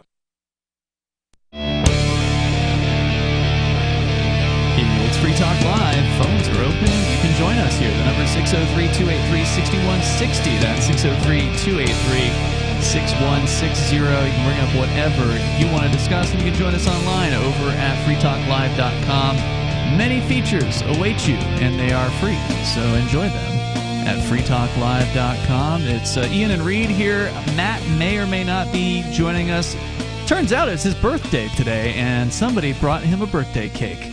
So he went over to go and enjoy that, and maybe he'll come back, maybe he won't. But in the meantime, we got Sarah. She's on the line in New Mexico. Sarah, you're on Free Talk Live. Yeah, so I've heard that there's a new alcohol technology to get the drunk drivers. So Volvo is developing a camera that detects alcohol drivers. So I kind of heard about it. So I'm just kind of curious what it entails. You know, where did you hear about this? Well, I heard it on the radio, top of the hour news. It was on the radio. I've actually heard about this too. You say Volvo? Uh-huh. Yeah. Yeah. With truck drivers, they're going to have cameras, and some companies are already doing it, I think. Does Volvo make big rigs? Yeah. Oh, okay. Where they can actually look at the driver the whole time. That's creepy. See if they're paying attention. I would never work for a trucking company like that, but wow. How many of them do you think would adopt technology like that? Like just the bigger ones? The trucking companies? Yeah, probably yeah. just the bigger ones for now. But I've got the story here, Sarah. This is actually from 2019, unless there's been some new development. I didn't see anything that was newer, but it says here that they're going to possibly slow down and stop their cars if it determines that the driver is under impairment. They're going to install sensors and cameras designed to monitor drivers and intervene if they are distracted. Breathalyzer tests too to start the car or something. Isn't that something they've talked about? Or wouldn't surprise me. We know that the federal government did pass something. I think it was this year that said that I believe as soon as 2026. I don't think it was like a hard deadline, but that's when it's perhaps going to start, that all new cars will have to have some form of alcohol detection technology. But what hadn't been determined was exactly what that was going to look like. So I think what they did what they normally do, which is the politicians are going to leave it up to the bureaucrats to decide. So the politicians said, here's what needs to happen. You guys have to figure out what the technology is going to look like, which means it's going to be, one of those nepotism situations where somebody's brother is running a camera company or a DUI alcohol detector company, and they're going to get the contract, and then it'll be a mandatory thing that all the manufacturers have to put in to all their cars, which of course is going to mean that every single person who's a responsible driver, which is the vast majority of people out there on the road. Most people don't drink and drive, right? Like whether you agree with how they drive is another question, but most of them aren't drinking and driving. So everybody who's never had a problem with drinking and driving is now going to be forced to pay for equipment in their car to monitor them to determine whether or not they're drinking and driving. And Sarah, I presume you support that, right? Well, I'm more preventative. Like, in other words, the very minute person, they're not really going to be drinking and driving and killing a lot of people. But when they do, they kill a whole family. That last one was in California, in Fresno. So I think they killed that family. You are not guaranteed to kill a family if you drink and drive. Most people who drink and drive make it home. I'm not saying that they should, but that's likely what happens most of the time. They just go from the bar to their house and they get there. But every now and then they don't, and they have an accident, and somebody does die or get injured, and that's obviously tragic. But, having more monitoring, I think this is the most objectionable part about this is that it criminalizes or puts everyone under suspicion. And Sarah, I understand you don't drive a car, so you don't care about the freedoms of the people who do drive. But do you understand that someone who, let's say, they are a member of the temperance movement, they've just never drank alcohol, like alcohol's never even touched their lips. Now, when they go and they buy a brand new car after 2026, they're going to be forced to have this technology in their car. And you think that's a good idea? Well, you know what? I've been a pedestrian, almost got hit by a drunk driver 2 times. Uh-huh. So in my shoes, I'd rather have these things on. How do you know they were drunk? Well, because they came out all shook up. All the kids, they were doing a they hit a pole and they came out all drunk. I'm surprised that all. Oh, they came out of their car. Everything. You're saying when they got out of their car. car. I see. Yeah, they were all drunk, and then they were trying to turn a U-turn and they hit a light pole, and I was thinking they could have hit me. That was one time. And then a drunk driver went up the curb on Central Boulevard, and I got pushed out of the way because he could have hit me 2 times. So Reed here is a professional driver. I don't know if you don't think you're doing it right now. Not at the moment. But your most recent career was over the road trucking. Mm-hmm. You went, I believe, cross country, right? You must have seen some crazy stuff, right, on the roads. Mm-hmm. I mean, no doubt about it. What do you think about this? I think it's stupid. I think. Do you know Mike Rowe from Dirty Jobs? No, I don't think I do. Yeah, he's great. He used to do a TV show called Dirty Jobs, but he talks about this concept called safety third, so instead of safety first, because he says once you create a checklist and you put safety at the top of the list, you take your eye off of any dangers on the road because you're more worried about complying than you are about looking for whatever danger is out there. And I think with all these checks and balances that they try to put into, or not checks and balances, but all these checks that they put in to try to make people more aware or to, regulate people more, they actually make them more complacent. Like I feel like the more, unless the truck is completely driving itself, the more you put into the truck, whether it's like keeping it in between the lines or slowing you down as you come near another car or whatever, like it takes you more out of the experience of driving the truck. I hate that stuff. Yeah, me too. I'll take an 18-speed manual transmission and no gizmos and gadgets. Thank you, Sarah, for the call. I appreciate you. I do appreciate you bringing the issue up, though, Sarah, even though we don't agree on it. I've never obviously driven a big rig, but they have these technologies now in consumer cars where it will slow down for you if you're getting too close to something and keep you in the lanes. And Mark Edge, our co-host, had this in his car a few years ago, and we were driving to one of the talk radio conferences that we went to in New York City, and he usually has me drive down there because he hates driving in the city, and so he was telling me all about these things, and they just didn't sound good to me. But I'm like, all right, new tech, I'll try it out. We'll see what it's like.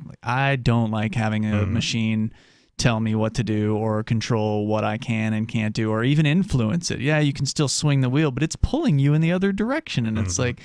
It's weird. If you love to drive, I don't think you could possibly enjoy this. No, I don't. It's anti-driving technology almost. Yeah, everything they take away from the driving experience just makes me less interested in driving. And then if something goes wrong with the equipment, you're not paying attention at all anymore because or less likely to be. Yeah, or if you get in another car that like my brother's car, it has this cruise control that adjusts on its own. If you're behind someone, it slows you down a little bit.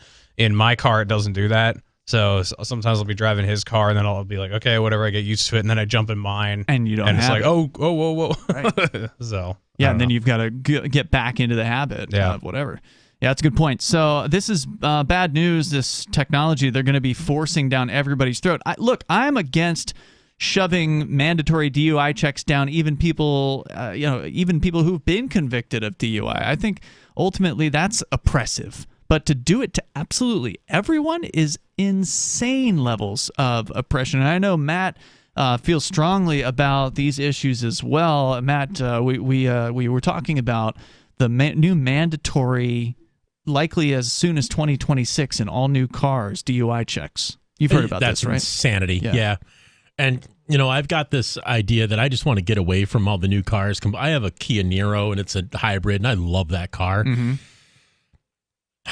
For the money I'm putting into that car, I could get a cast iron block something or other with a carburetor that'll run alcohol. And I can make my own alcohol and feed it to the car. It'll burn clean. It'll be pre-emissions, so I don't have to worry about an inspection sticker on it anywhere. Why wouldn't I drive that instead of one of these newfangled things that they can shut off from space if I try to run? Yeah, that's another crazy thing they're going to be doing too. All that stuff is going to be mandatory in all new cars within the next few years. There's more coming up here. It's Free Talk Live. If you're looking for work, you know what I mean by elevator speech. It's the short version, saying just enough to make the listener want to listen more. Even if you're not a job seeker, effective communication skills have never been more important, with money and attention so scarce now. So to cut through the clutter, choose every single word as though it was the last word the person you're speaking to will hear. Otherwise, it might be.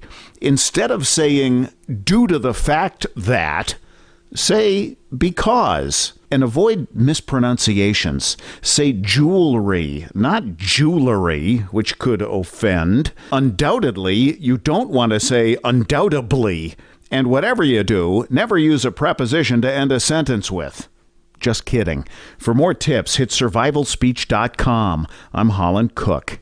So you've signed the Shire Society Declaration and are planning your move to New Hampshire to be around more liberty-oriented people. Next, sign up for the Shire Society Forum at forum.shiresociety.com. There are a bunch of people there who are already in the Shire, and they want to meet you. If you're already in the Shire physically, you should also come by the forums. Remember, not everyone uses Facebook. New people are signing up for the Shire Society Forum every month, so drop in and say hello at forum.shiresociety.com.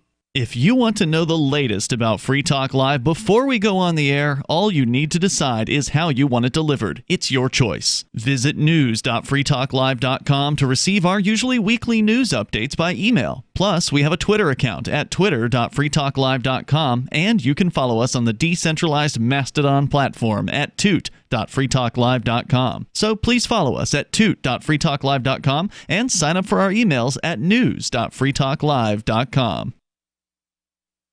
Free Talk Live. We need to legalize the animal trade. The illegal bird trade causes the death of hundreds of thousands of birds. Do you know why that hundreds of thousands of birds are dying? Why don't you tell me? The reason these birds are dying is because it's illegal. They have to pack in multiple birds into whatever it is that they're transporting them in. And one would think. When they get across the border and they open up the package, you can damn well bet some of those birds have expired. Yes. So there's a certain percentage rate that just don't make it through. And that's where this number comes from, this hundreds of thousands of birds dying every year because of the illegal bird trade. Now, if it wasn't for the people demanding them, obviously nobody would be bringing them in. So there's people in this country that are demanding birds just like people are demanding cocaine in this country. So the idea that we can stop the bird trade is just as asinine that we can stop the war on drugs. We have a war on birds in this country. They just don't talk about it. Free Talk Live, 7 nights a week from 7 to 10 Eastern, live on the Liberty Radio Network at LRN.FM.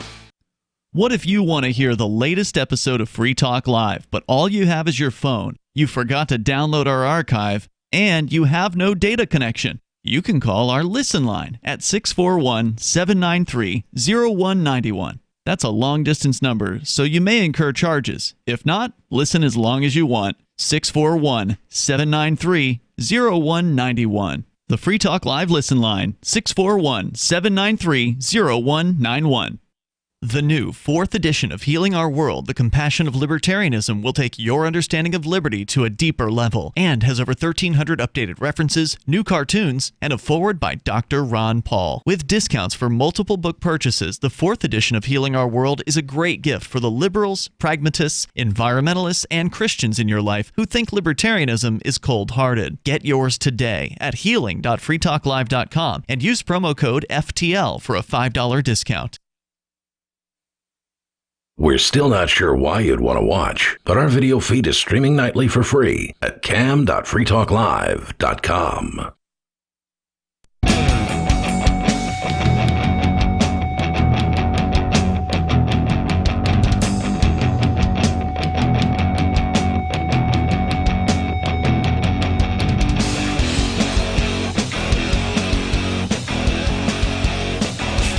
It's Free Talk Live. Moments remain, maybe enough time for you if you dial us up here. The number is 603-283-6160. That's 603-283-6160. Happy birthday, Matt. Thank you. I did mention that on the air. Thank you. Happy birthday. Thank you.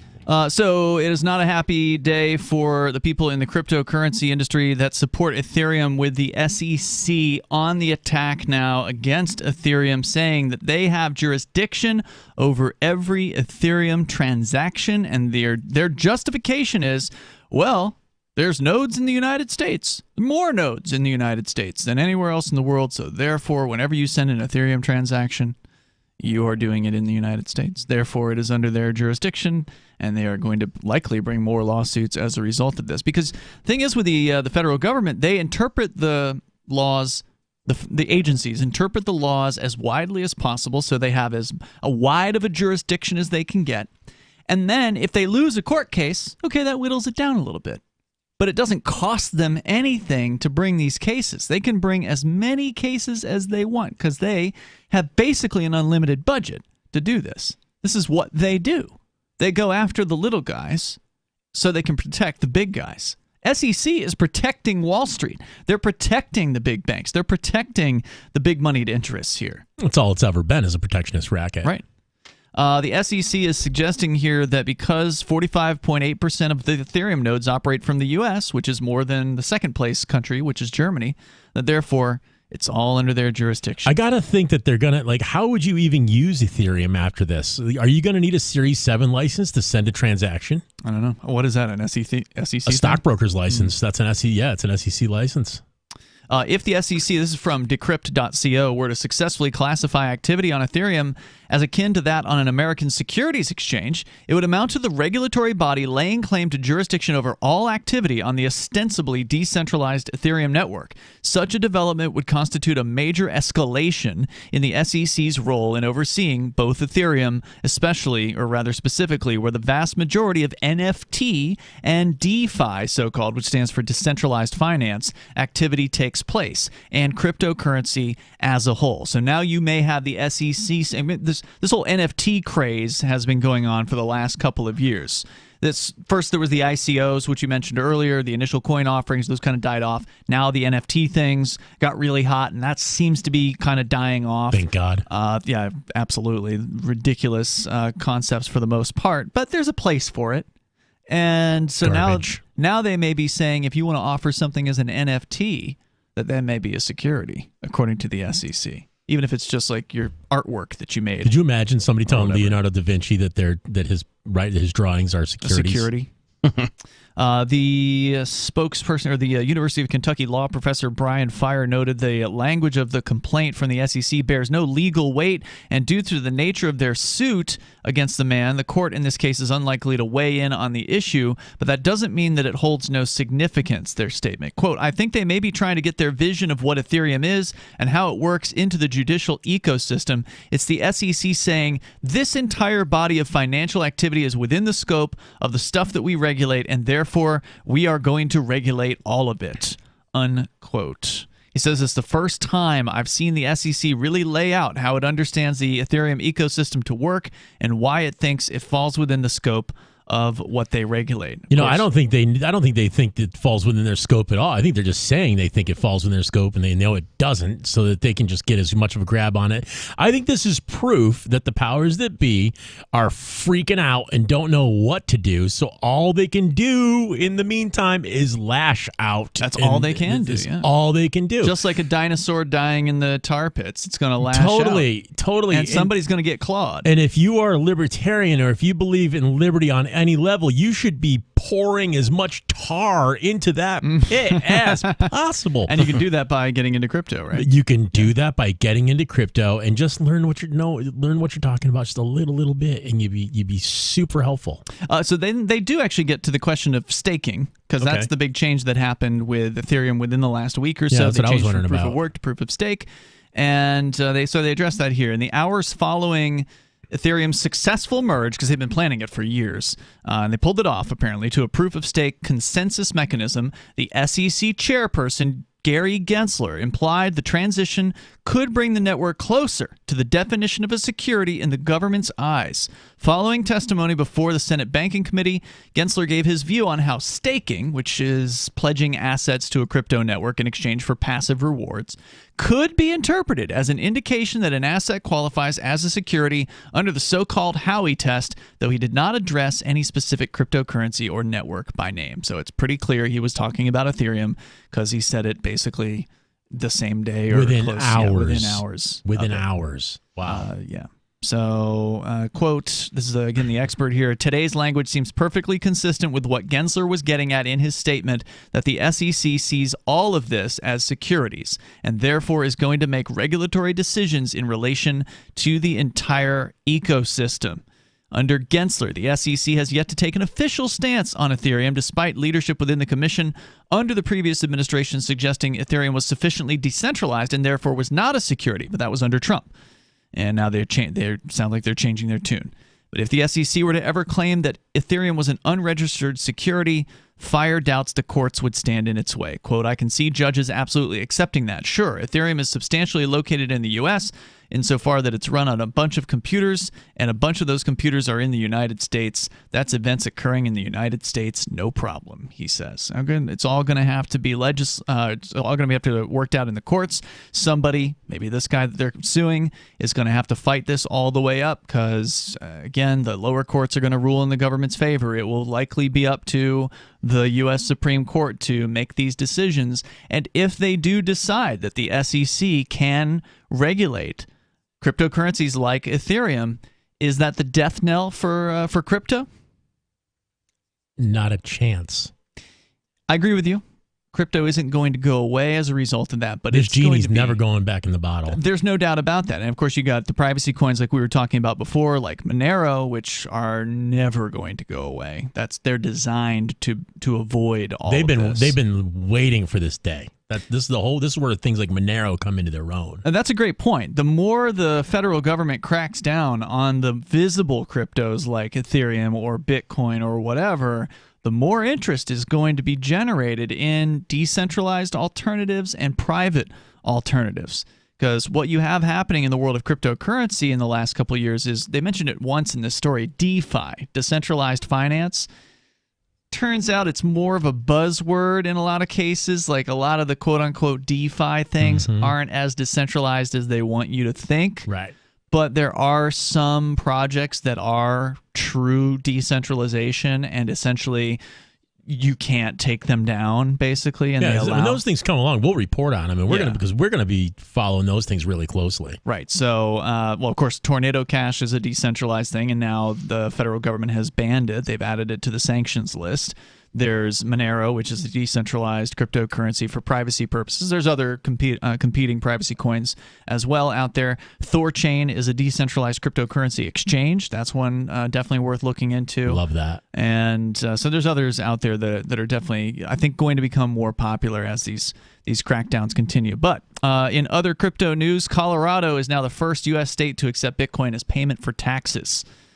Governor Jared Polis, according to BitcoinMagazine.com, announced the implementation of a payment method on Monday. They can people can now use crypto to pay income tax, business income tax, sales and use tax, withholding tax, severance tax, and excise fuel tax. All of those are eligible According to the report, the government's Department of Revenue now lists cryptocurrency as a payment method, along with debit and credit cards, ACH and credit and cash. So do you like this, or is it kind of ironic that the government's letting you get stolen from with Bitcoin? Well, first of all, it's kind of fake. They are only allowing PayPal payments. So PayPal, it's not even real Bitcoin. It's PayPal Bitcoin. So PayPal added cryptocurrency, and I'm putting air quotes around that, a couple of years ago. I think it was like the end of 2020 when they announced that. And at that time, they weren't even allowing withdrawals from PayPal. So you could buy Bitcoin on PayPal with your PayPal balance, and then you had quote-unquote Bitcoin. But you didn't really have it because PayPal wouldn't let you take it away from PayPal. Right. They would only let you send it to other PayPal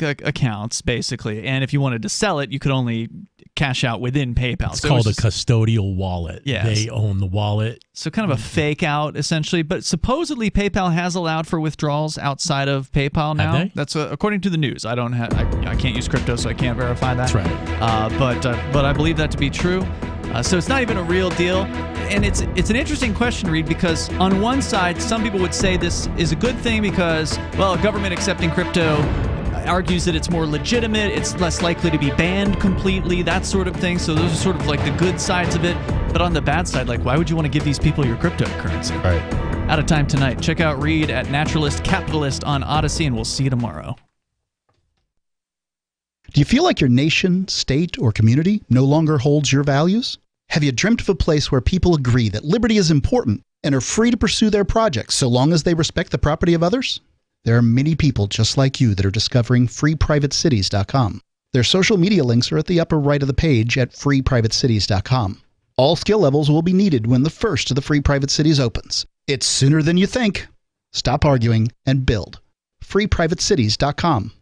Are you tired of your taxes funding endless occupations around the world? Antiwar.com is run by people who understand that wars abroad become wars at home, wars on our freedoms. Antiwar.com is dedicated to bringing you the latest in news, views, interviews, and reviews from the top movers and shakers in the anti-occupation movement.